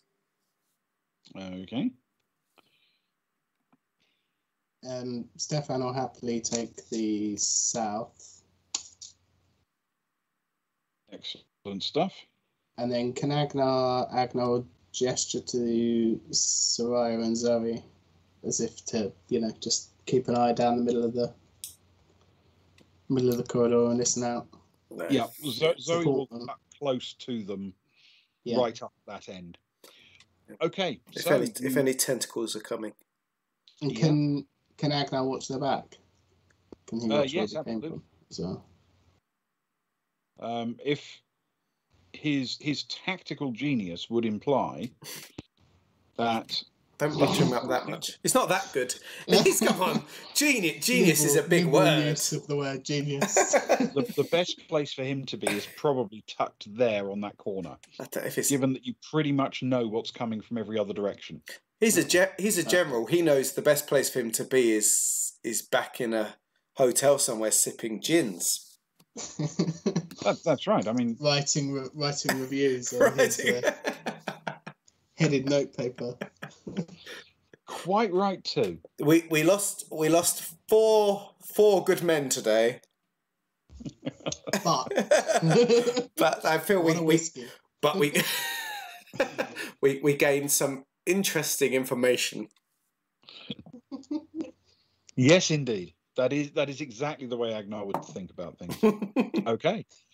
Well, by now this probably isn't going to come as a huge shock, but the East Room is mirror image of the West, with 2 very, very similar looking pools and 2 sets of carvings, one on the north wall, one on the south. Kara's going to rush in a bit too quickly to take photos of the carvings to the north and to the south, please. Yes, absolutely.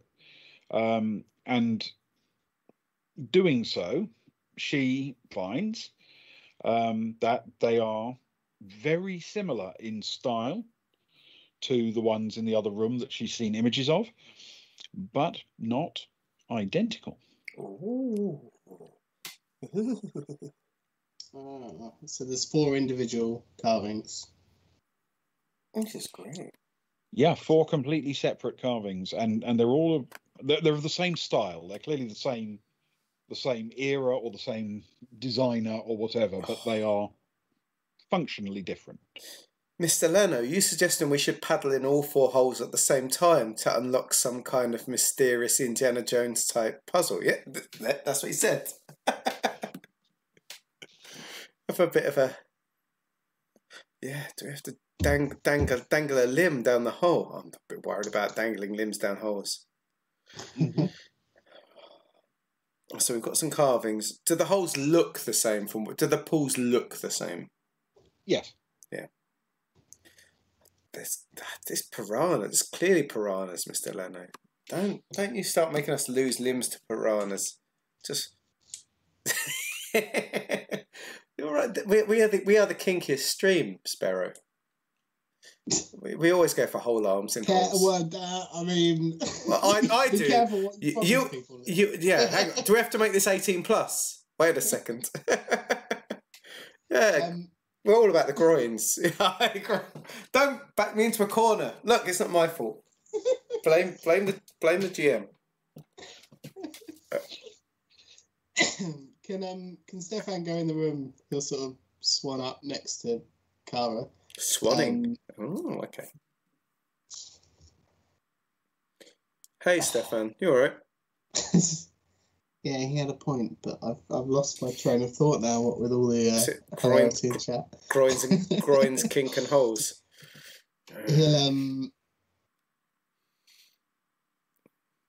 He'll take a look at the carvings. He'll just say, "Can I have a look at all the photos and just make sure they're not none of them are similar. I know they're all in the same style." Flip. I was flip through all of them. Flip. Yep. See if any jog any scarring memories. Any latent misery. Yeah. No, none of them do. And the carvings you saw before that were freaking you out a bit are of quite a different design. They were lettering, if you like. These are much more pictographic. Okay. Oh. I know the two don't necessarily go hand in hand, but the way this place is built, would it suggest pictographic culture, or would it suggest something of a slightly higher tech level? As I say, how good is your archaeology skill? Well, funny you should ask, man. Well, let's roll at a -3, shall we? I mean, Ewan's is perfect, but Stefan and Agnar, unfortunately. Yeah, fair enough. He knows the ancient Greek for groins, but he doesn't know anything. I know the pictographic representation. Right, let's move on from that. Yeah. I'll tell you what. Actually, I did think of something. Have I still got Wi-Fi? The future Wi-Fi? No. Kara's gonna bang. She's gonna from her phone, from her device. She's gonna put it across into the computer with the idea that, picture checks and things on the intergalactic web, it might show up at some point. But she's gonna copy it across to the phone, her computer ready, so that if we survive and get back to the surface, hopefully it will ping off and it can start doing, the agent can start cross-referencing with the, Google Translate. Yeah, a bit of intergalactic translate, yeah. So you're not planning to post the images anywhere. You're just going to tell the agent to begin searching for things that look like it and see what you can find. Yeah, she's not going for the "Hi, I'm Cara Alaska" to my my 15-year-old followers on Instagram. Here's some carvings. Can you tell me what it says? She's not going to go down that approach. Understood. It feels like a bit. It feels like a bit of a dead end. Yeah, I agree. That might be a dead end. Yeah. You never know. You don't. You don't. I mean, actually, we do, but you don't. Yeah. Okay. Well, I'm avoiding putting arms in holes. If you guys are avoiding putting arms in holes, because there are six actually. Yes, that is true. Did when Stefan looked into the other one up in that initial chamber, was there a hole? Could he see? Not visible under artificial light just by peering into it. But he could infer that there was one because the sides were a similar wider. kind of increasingly deep towards the middle shape. So it's very plausible. Conical, in fact. Yeah. Mm-hmm. Yeah. Okay, no worries. That's fine. That's all I was interested in. I mean, unless we've got any other leads or ideas, do we want to head south? Stefan will say to Kara. Yes, I very much want to head south. I'm feeling it. I'm feeling a bit. It's like enclosed. It's been too many minutes since I've been to a gift shop or a themed bar.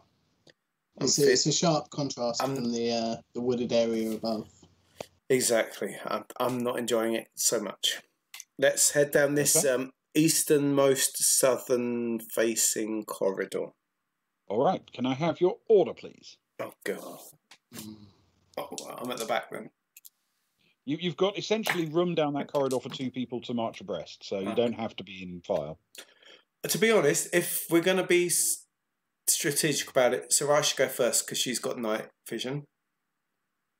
Okay. And Kara's got useless guns, so she should go at the back. And I'm guessing you've said previously that Zoe tends to lurk back. They get on, right? So given the want for anything else, Kara will grab Zoe and immediately hoik her to the back with her. You know, a bit of interlocking arms while they each hold a pistol. And Soraya will push forward. Stefan will try and catch up with Soraya as much as possible. All right, and Agnar's going towards the front, is he, or in the middle, roughly? Yeah, he'll go in the middle. He'll wait for Kara and Zoe to sort of get in front of him, you know, so he's still keeping an eye on what is effectively behind them as they enter the room. And then he'll step in front of them if they want to be last. And he'll sit in the middle. But it's their choice. Okay. So Kara's tail end Charlieing. Yeah, Kara and Zoe will be at the back. And Stefan can cover more or less the front with Soraya. There you go. So, as you reach the end of this corridor, you find that it widens into a much larger room than anything you've seen before. The room has two smaller rooms in the middle of it. And from each of those runs a fairly substantial looking pipe, which runs out towards the sides and then turns and disappears down a completely open, dark pit. I don't like the sound of the pit. There is a pit on each end of this chamber, each with a large pipe, and the pipe runs from the pit into a sort of a room, which is not of any obvious function to you. So we have gone from an area that could have been something Aztec-y kind of to something now that is industrial. That's one way of looking at it. If you're having a particularly carvings. Crystal Maze moment. Yeah, I always have crystal maze. Well, we live in the future, I guess. So yeah. As long as it's not an automatic lock-in, I tell you. I think we'll be okay. And as long as it's for that stupid sea zone.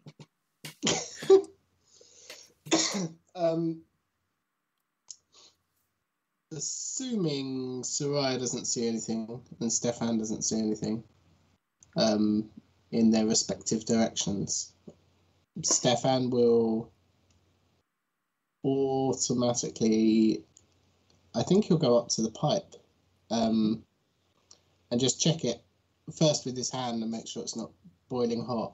But seeing as he's only got a mask, breathing mask on, can he put his ear to it and see if there's any sound of running water or anything similar? He certainly can. Yes. Can you roll your choice of... no, sorry, not your choice. I do apologise. It'll be... Get my hopes up. No choice for you. It'll be a streetwise check.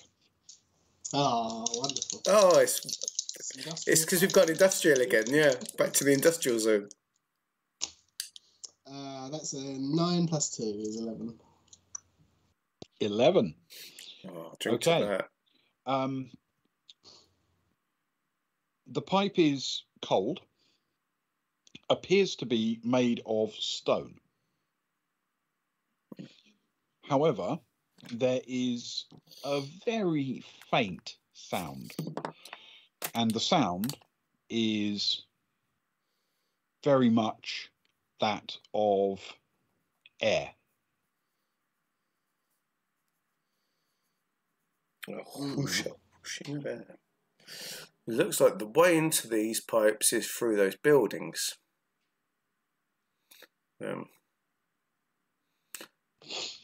Yeah, the big holes in the ground are much larger in diameter than the pipes. If you want to go down the holes, you don't have to go through the pipes to get there.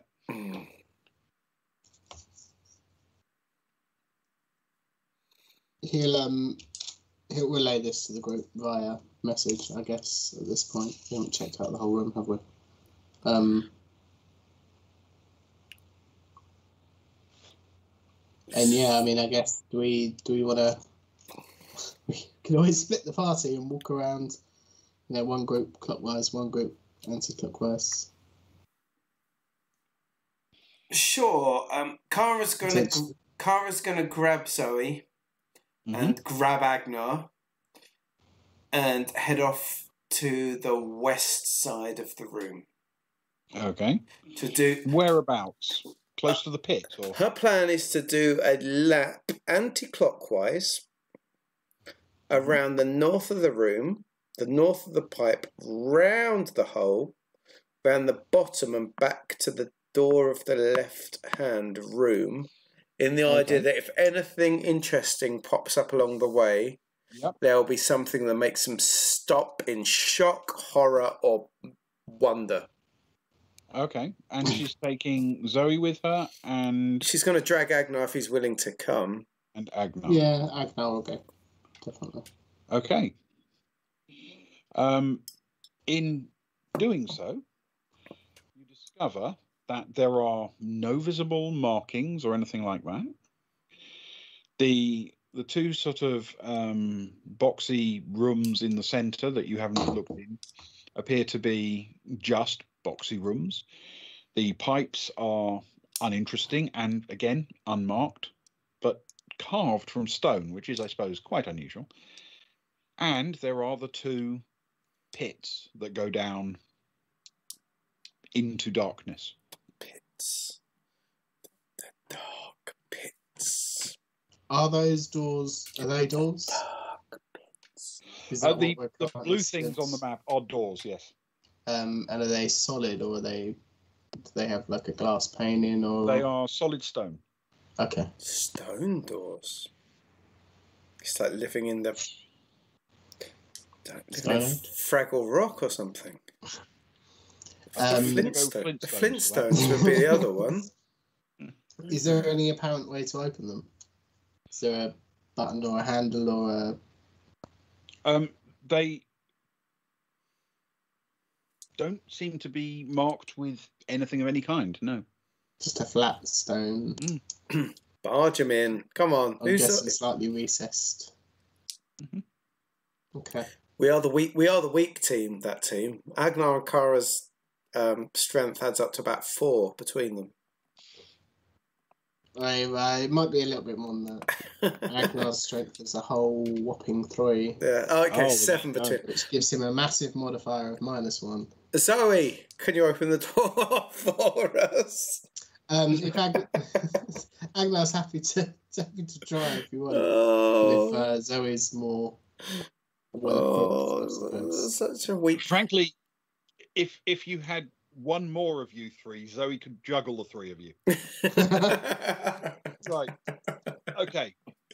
So Zoe's going to have a go at the door. We can't open doors.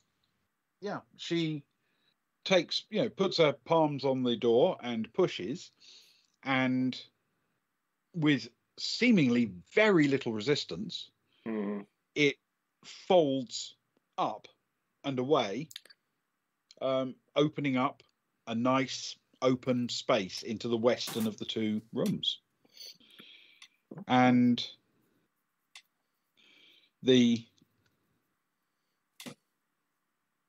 western room is, unsurprisingly, completely empty.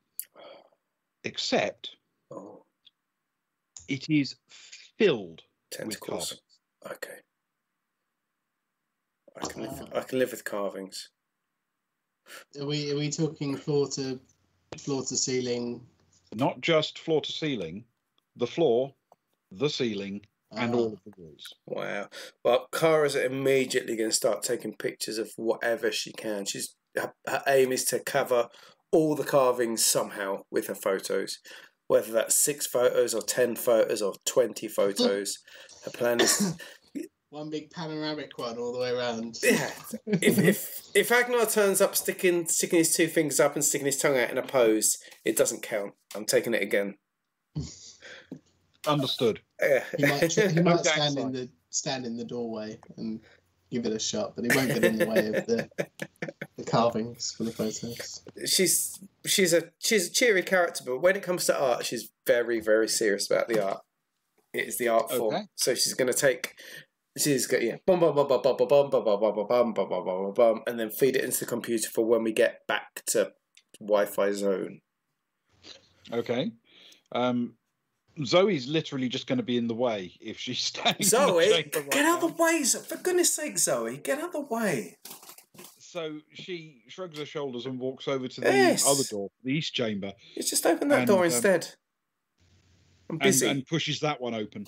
Yes. Agnar will cover her as she pushes it, just in case. Show off your super muscles elsewhere. I'm taking photos.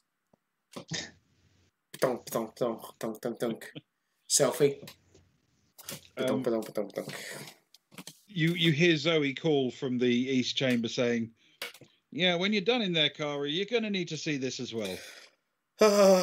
Then heads to other room. I'm writing that. Then heads to other room and takes more photos. Yes, a lot more. It's a good job we don't have to get these developed. Covered. Exactly. If I've got to pay real money for this, it wouldn't be good. It's a whole lot of photos. There we go. We're covering all the photos we need. There we go. She's doing it. Is it the same as the other room, just east rather than west? Different carvings, but similar style, similar.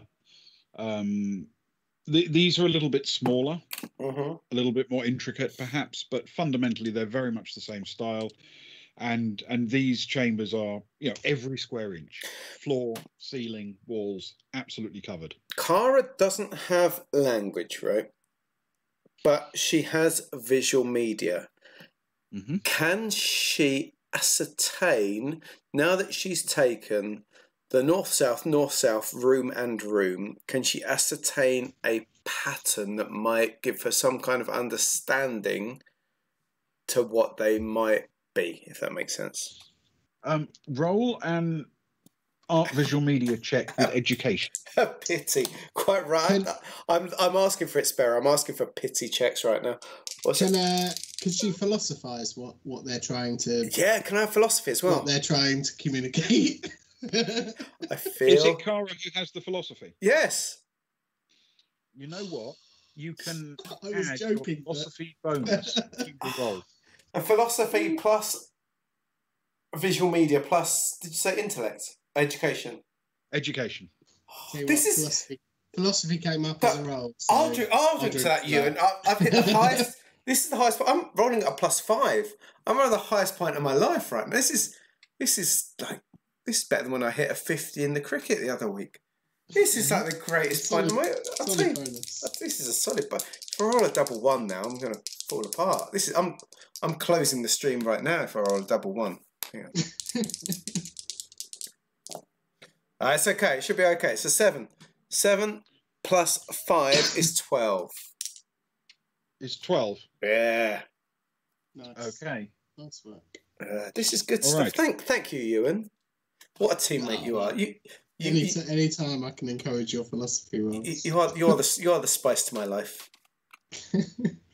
Can you roll me 1d6, please? I can. It's a 4, somewhere in the middle. 4. Okay. You're not sure exactly where, but something about it does seem faintly reminiscent, maybe of things you've seen in museums or in art books or history books. There is something about either the patterning or some of the individual pictures which does ring a bell. This may not be a language that you recognize or understand. You may have no idea which culture may have created it, but you're pretty confident someone does. They may not be able to read it, but they'll be able to tell you something about the people who carved it. This is a civilization, at least, that you've got some inkling already is known about. It looks intelligent. It looks like it. There's a pattern, a vibe to it, a history to it. It would be like breaking into a pyramid somewhere in North Africa and seeing things that look a bit like hieroglyphs, and you think, okay, well, I don't understand what the hieroglyphs mean, and I don't speak the language anyway, but I'm pretty sure I can find somebody at some university who can tell me a bit about this. Yeah. Knocking the sound. If you see what I mean. That's enough for me. This is not completely unknown stuff. It's not gibberish. It's not random stuff. It looks, there's a history to it. There are people who will be able to help. Yeah. Okay, that's good. Well, she's happy with that. She's feeling very good about herself. She's feeling very good about dropping 12 years of her life into art right now. Yeah, she should. Yeah. And several weeks into a correspondence course in philosophy. Exactly. Just to top it off at the end. Yeah. If Agnar goes in, can Agnar go into the room for one? Yes. Which one? He'll go into the same one as Kara. Okay. Yep. Naturally. And is there a vent that leads into that piping? As far as you can tell, no. As in, there's no way in. So it's just wall with more carvings on. Exactly. Oh. Yeah. There's literally. That's very odd. That's very odd. I don't disagree. Could we pew it? Could he send a message to Stefan and just say, Stefan, can you put your ear up to the outside of the wall rather than the outside of the pipe? Okay, yeah. And see if there's any sound from that. Yes, can you roll a streetwise check for Stefan with advantage, please? Oh, get the extra and intellect. 3 dice. Oh, that's actually that was the same. That's an 11 plus 2. It's 13. 11 plus 2. Okay. Good roll. Yes, it appears that there is the same sound of gentle breeze actually running through the walls of the room. Okay. So he'll message back and say, yeah, it sounds like the pipe.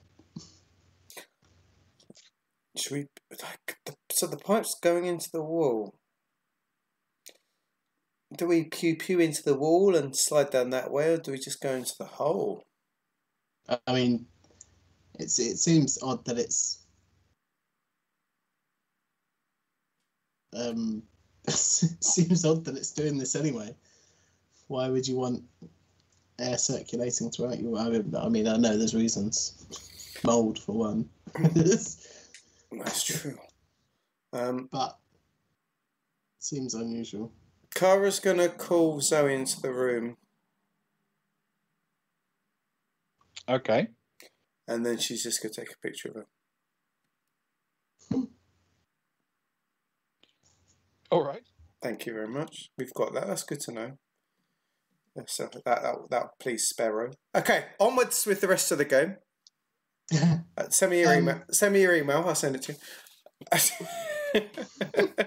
She looks grumpy and very, very grubby, but you know, whatever you like. It's up to you.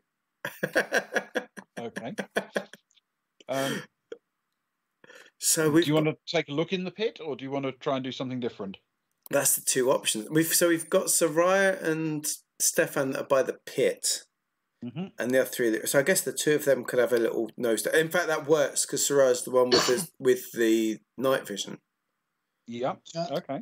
Just quickly, while we're in the room, there's no vents anywhere else on the. Now that we know it's going through the walls, there's no ceiling. Nothing that you can tell. No. Okay.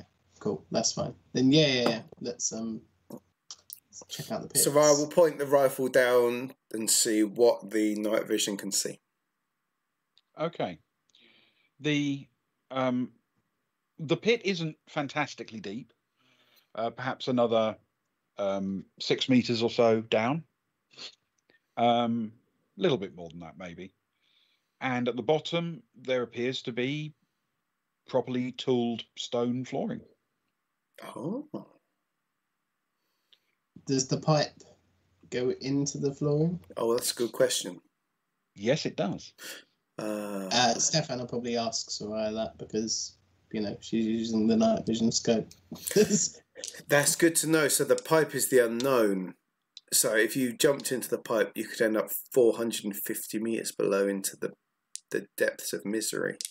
Whereas if we drop down here, it's basically down potentially just to the next floor. Okay. See, now I'm more. I was thinking pipe, but now I'm thinking hole. Are there solid walls to the pit? Yes. So there's no. Okay. Is there anything that a rope could be tied to around the edge? Oh, I guess it could be tied to the pipe if it's done well. You could absolutely tie a rope around the pipe. Over the top of the pipe, and then just climb down the rope on the edge of the hole. And Zoe has the rope. I reckon that's the pipe's too unknown. Whereas we can get down to the next level if we send the two with decent guns down first, and send the rest down after. You happy with that? Yeah. Or maybe one decent one. No, send the two with decent guns. Cool. We'd like Zoe, can you tie your rope around the pipe, please? Yep, that's no problem at all. Soraya will grab it first with the idea she's going to go down with her night vision, and she's going to get on a knee behind the pipe, bit of cover, and see what's down there, and then she'll relay up to the others with the hope that one of Stefan or Agnar will follow her down quite quickly, I guess. Okay. All right. Give me a second.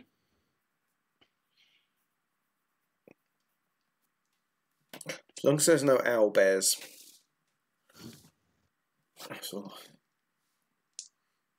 Who went down, sorry? Soraya. She's the night vision. She's got military, so she can drop down, take a knee behind the pipe. Where they can see. Stefan will follow. Ah, of course he will. Okay, Stefan. Well, I mean, it makes sense character-wise, but also it means that we're not leaving Kara and Zoe and Stefan. Okay. It's the right film, I think.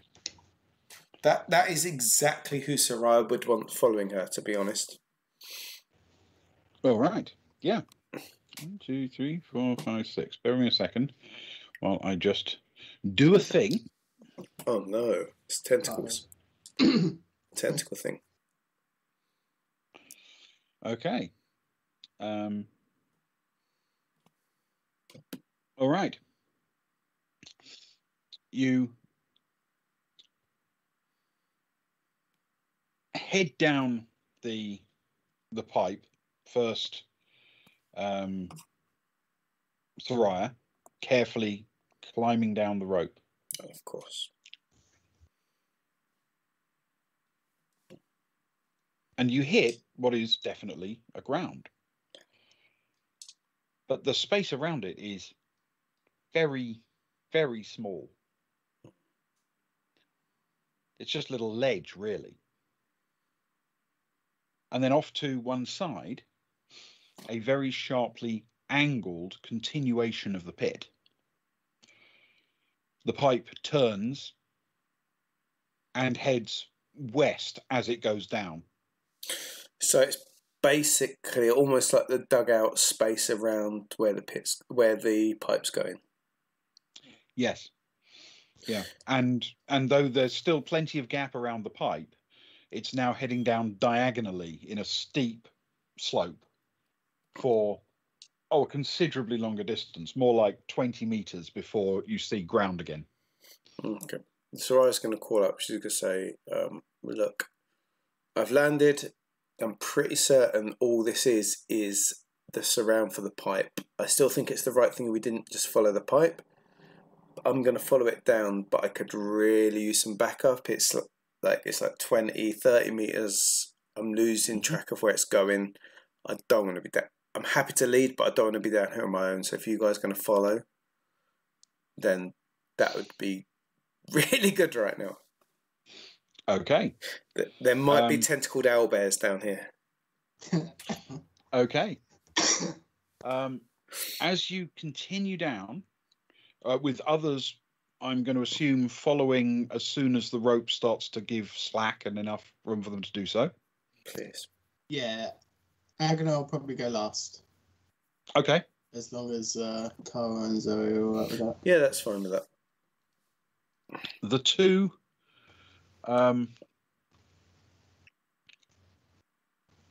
as you head down, you realise that the two pipes meet about 20 meters or so below the chamber that you originally tied off your rope. Oh, the joy.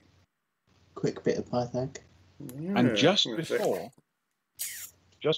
they, or just after they come together into quite a wide trunking, they disappear into a new floor.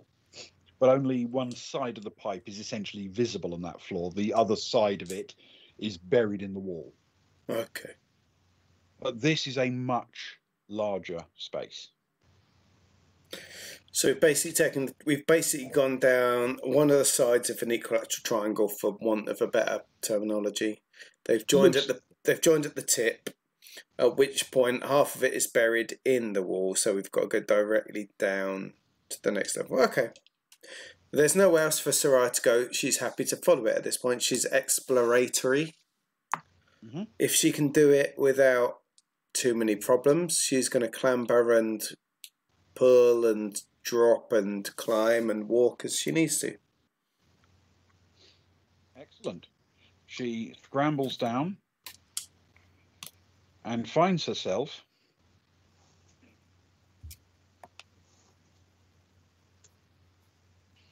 in a completely new space. That's a very sinister looking spot. Look at that. More map.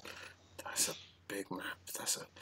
Immediately to her north there, you can see the extension of the piping as it continues on down. Yeah.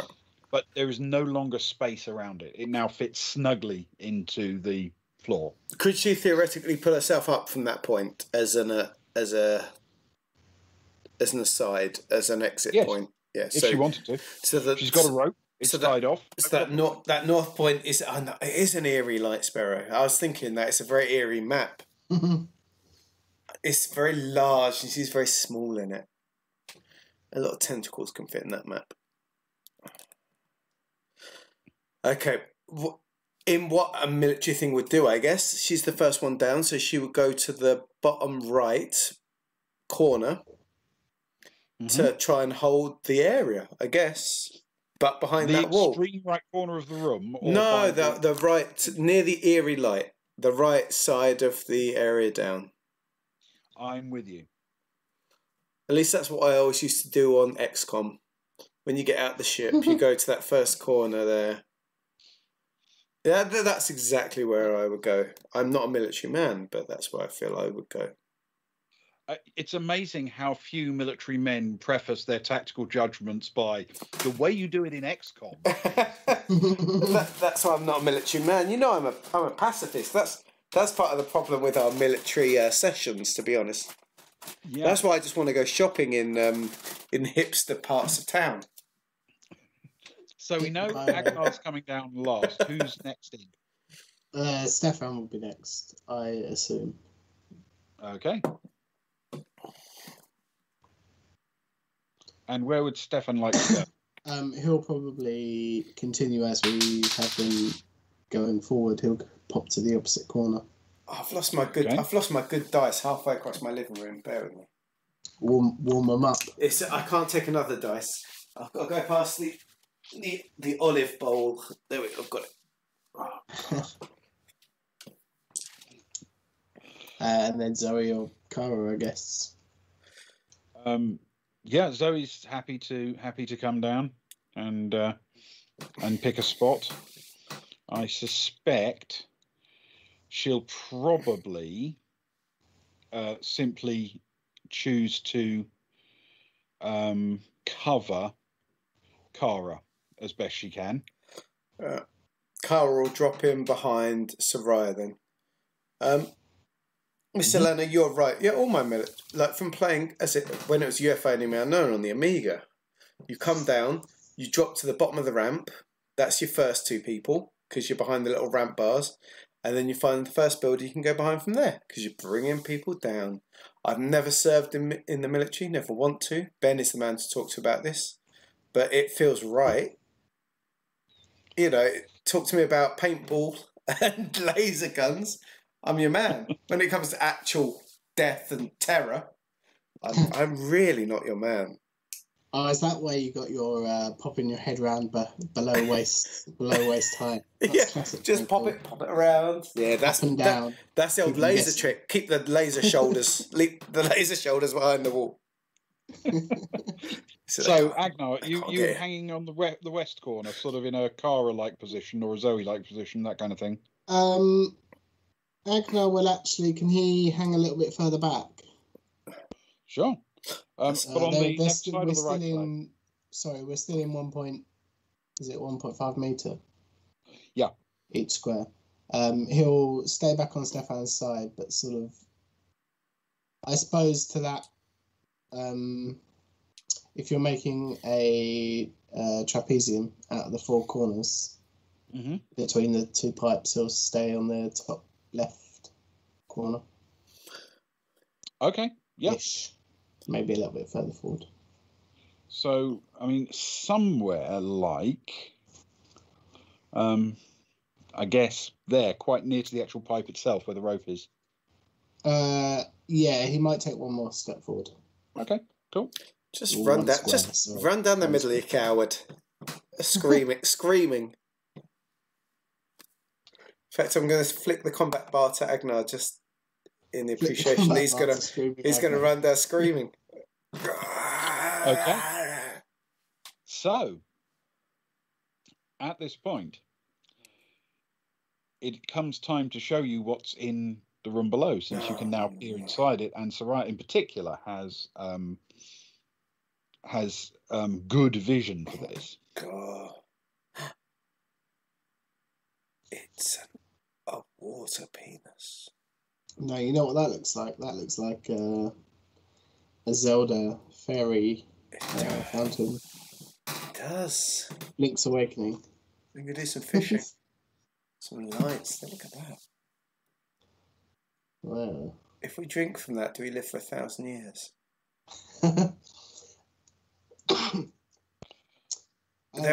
There are no obvious enemies at this point, correct? Nothing you can see. But are those artificial lights? They are, shall we say, more for atmosphere than reality. Oh, God.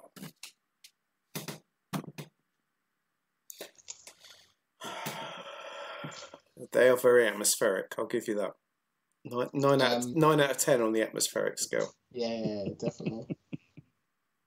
Agnar will sort of look at the rest of them if we can't see anything, and he'll say, do you want to cover me? I'd rather cover you than you cover me. Okay. And he'll start heading down. Sort of towards the edge of the water. Yeah, pretty much straight down the middle, I guess. Gun up to his shoulder, just, head on a swivel, just in case. All right. Can you roll for me a streetwise check? Yes. And in fact, can you actually roll a recon check, please, instead with intellect?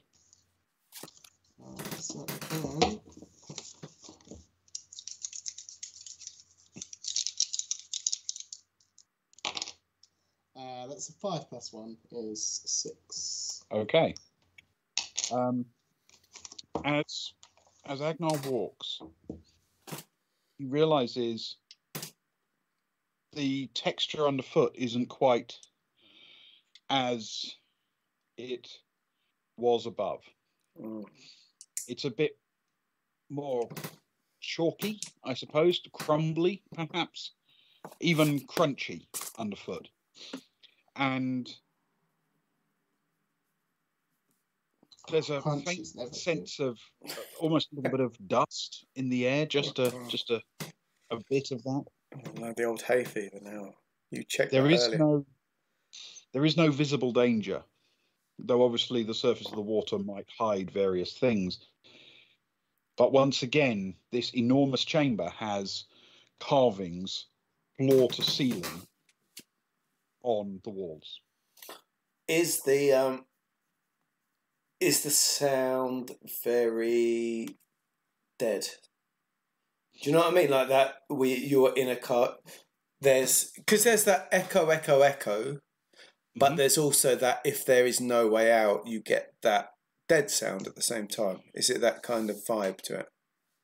The sound is stunningly dead. It is like soundstage dead. Kara's going to move forward and start snapping pictures, of course.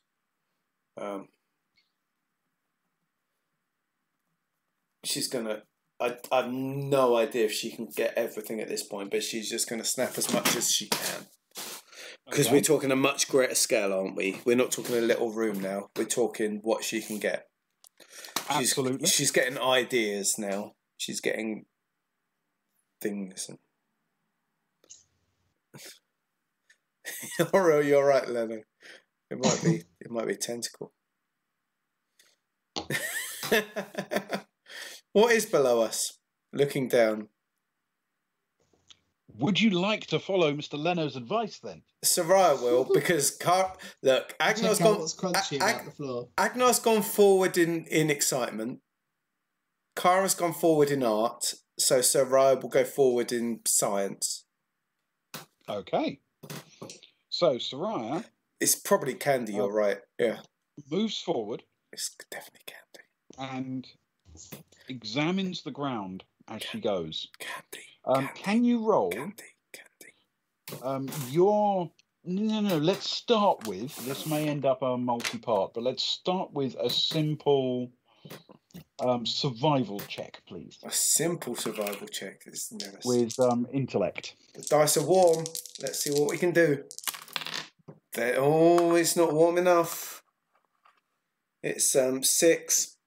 5 plus 1 is 6. It's not good enough, I don't think. It's crunchy. No.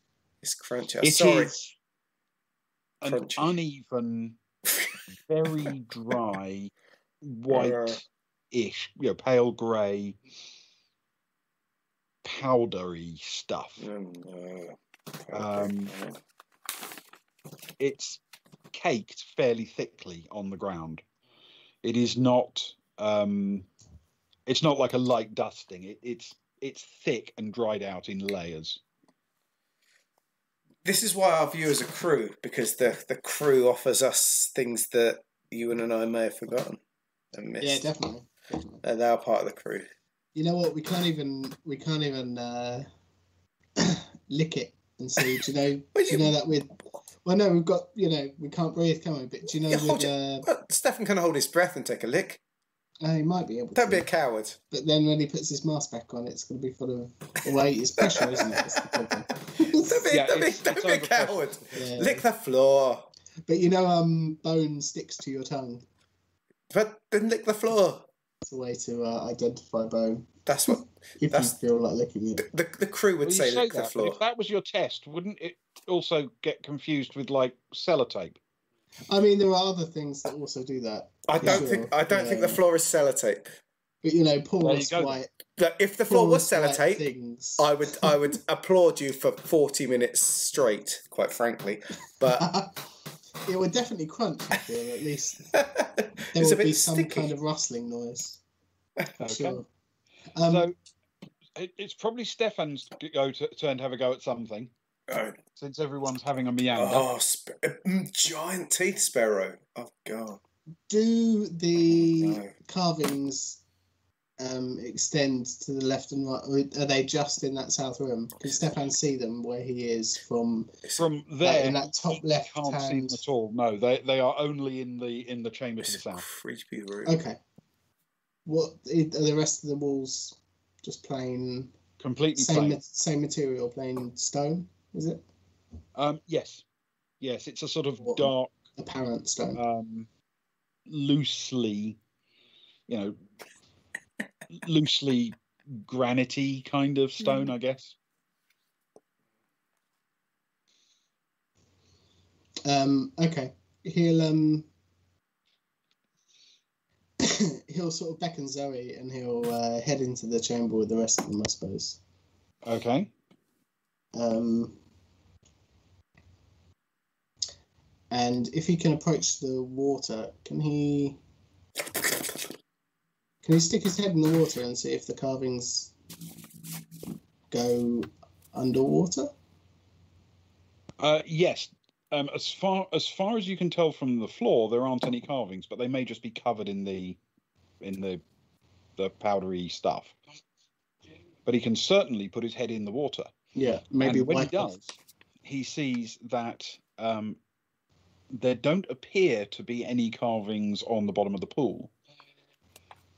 But the bottom of the pool is kind of caked in fairly thick, stodgy white clay kind of material.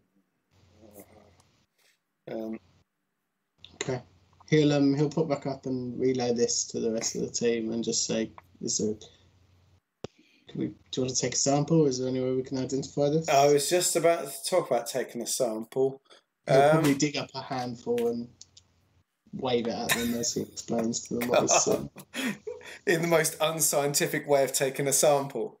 Someone taking a little thing, it's just like, scrunch. There's a sample. Take a sample. Well, no, I'm not suggesting that is the sample. No, too late. That's the sample. It's a visual representation. No. Everyone will agree with me. It's canon. I need one agreement in the chat that him digging his hand into the floor. Don't do it, chat. Don't do it. It is like grabbing a fistful of horrible chalky floor is canon. Okay. Yes, it's canon. No, it's decided. It's canon. It's canon. It's double canon. It is canon. You have a medical scanning device. Remember? Yes. I mean, I guess Agnar will, unless Kara has a better computing option to scan biological matter or whatever this is. She's got computers, but she's got. The scanner will only provide you with some technical information. What you need really is a scientific mind to interpret it. She's got computers, but she ain't got a scientific mind. Let's face it. Agnar will start scanning and say, "Hey Zoe, do you know anything about this?" I mean, she's no Sammy, but. Oh, well, don't say that to her out loud. Oh, no, not She- out she- of game. Out of game. Actually, She might not respond to you if you say that. You never know what she's saying about Pocket. You know, Actually, you know Sammy, but you might be of some use. Don't say that. that's not too bad. She's rolled okay. She looks around and says, "You know, I think it's shit."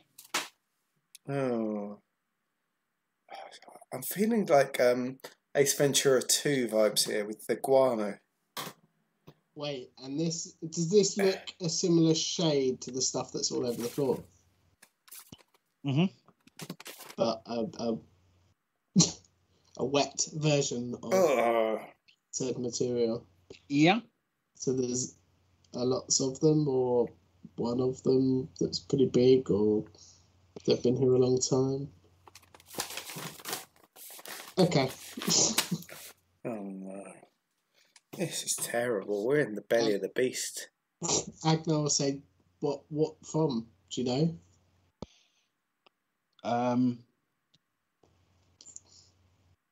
She thinks about it for a second and says, well, I don't know. And then you watch as very, very slowly she starts looking up at the ceiling and sees mounted directly above the pool, almost in an exact silhouette, matching silhouette, is a large network of pipework. And she sort of points at it and says, I'm guessing whatever roosts up there.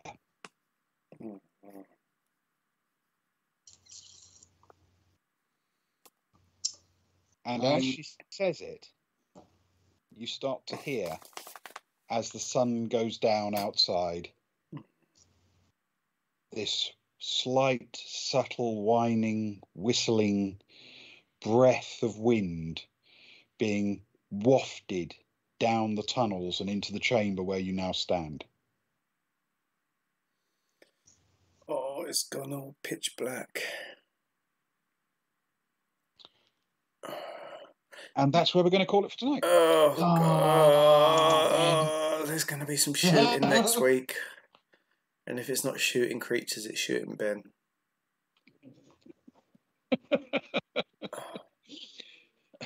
Yeah, I have quite good quality armor though. Pitch Black is an amazing film. Yes, we're in a big old space. It's going to be horrible next week. I'm running straight for a wall and hiding under the guano. Quite frankly, we're surrounded by poo. It might be flammable. We're surrounded not sure. by poo. Surrounded by poo. We're not sure. Stefan's glad he didn't bring the flamethrower because could have ended that poorly. Night has arrived. It's all gone horribly wrong. But to be fair, we made it to this point with no hiccups whatsoever. Mild embarrassment of trying to jump down a hole that you couldn't fit down, but that's about it. Yeah. Whose mild embarrassment was that? Agnar. Oh, yeah. Yes. Yeah. Though, to be fair, it's entirely possible the right thing to do in the real world would have been to say, look, we can't fit down any of these holes, let's go home. I'd have been a big fan of Stefan tasting the poo. I think that would have been the highlight of the evening, quite frankly. I mean, it would have made for some good in-jokes going forwards for the crew, or at least those of us that are on world. He still might. It might go badly wrong next week. Well, we shall find out. I'm a little bit nervous about it. I'm not used to shooting things or fighting things or terrifying things. I'm just used to shopping. Who says we have to fight anything? Can we like chat with them nicely and like have some kind of can we have a political overthrow? I think we can probably do that. They must have some kind of hierarchy that they don't agree with. I'm pretty sure philosophy is the way to go here. I think that's what I'm going to use first time. So if anyone wants to see me try and philosophise whatever horrors are coming that are dropping huge amounts of guano on us, which Stefan should have, quite frankly, tested just to make sure. I mean, you might do. If we get enough viewers next week, maybe. He's going to say, yeah, you've heard it here first. I'm not sure what kind of viewers we'll be getting, but double figure viewers at 10:35. Stefan is tasting the guano. Yeah. You've heard it. It's canon. First shot, it'll be like the... Excuse his first turn. Yeah. Where we're surrounded by getting a horrible sense of things. His enemy and then shooting and probably missing. Like some kind of Schwarzenegger film. Getting a sense of his enemy. Yeah, exactly. I'm going to... I know how to get them now. And on that note... Thank you, everyone, for joining us this evening. As always, thank you for the chat. I think the chat makes it, to be honest, and we do encourage the chat. You are the crew. You are part of it, and thank you, Mr. Leno, Sparrow, Ali. You were the three tonight. Thank you, everyone that was that watched as well. We do really appreciate it. Come back again next week, next Friday. Ben's doing something on Tuesday that me and you aren't allowed to because it's some GM thing. I'm gonna spy on him, because I think he might be planning for next Friday, so I might spy on him next Tuesday just to see what he's doing, what creatures are there. So if you want maybe a little tip on what's going on, spy on him next Tuesday. I promise no spoilers at all. Oh, then I'm not It'll gonna. be completely different things. Then I'm not gonna bother then. Oh, well, I don't blame you. But if you want to find out how Ben runs Traveller. Yeah. If you get an idea of his mind, definitely worth tuning into. I mean, there'll be no groynes or tasting poo. If you're curious about starships, any of the highbrow stuff. If you're curious about starships and ship mapping and the history of the Traveller universe and the way the virtual tabletop works, then Tuesday might be of interest. But there won't be gameplay. It'll just be talking and showing you stuff. That sounds good to me. And then next Thursday, we're going to do character generation for a different game, Those Dark Places. I'm going to GM for once. And it's quite a brutal sci-fi, a bit alien-y. And we've got a guest character, Jilly, her name is. She's going to join us for that.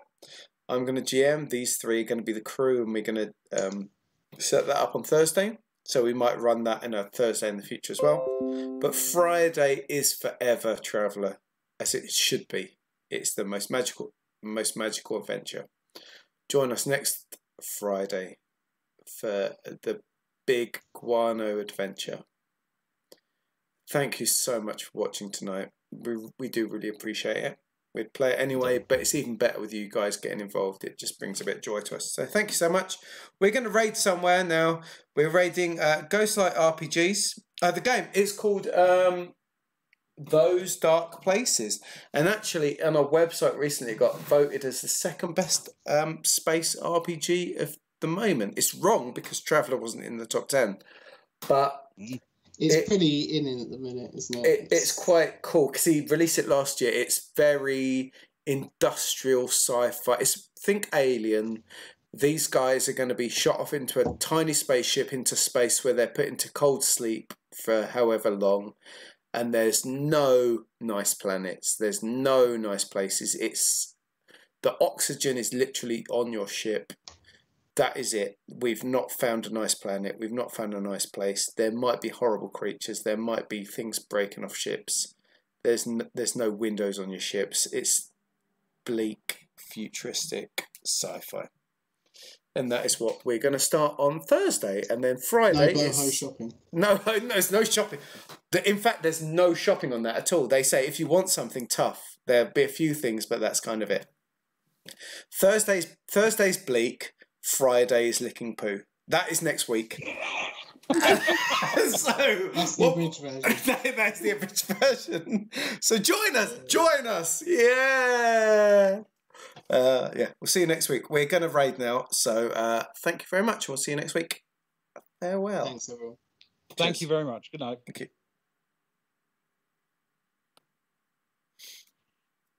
3, come on, 3, 5, 4, 3. I can't stop streaming until we've hit the things, and I'm just staring stupidly at a screen. Don't leave, because there we go. 4. That's okay. We can break with 4. No one else leave. We need at least 4. Thank you very much. There we go. We can stop.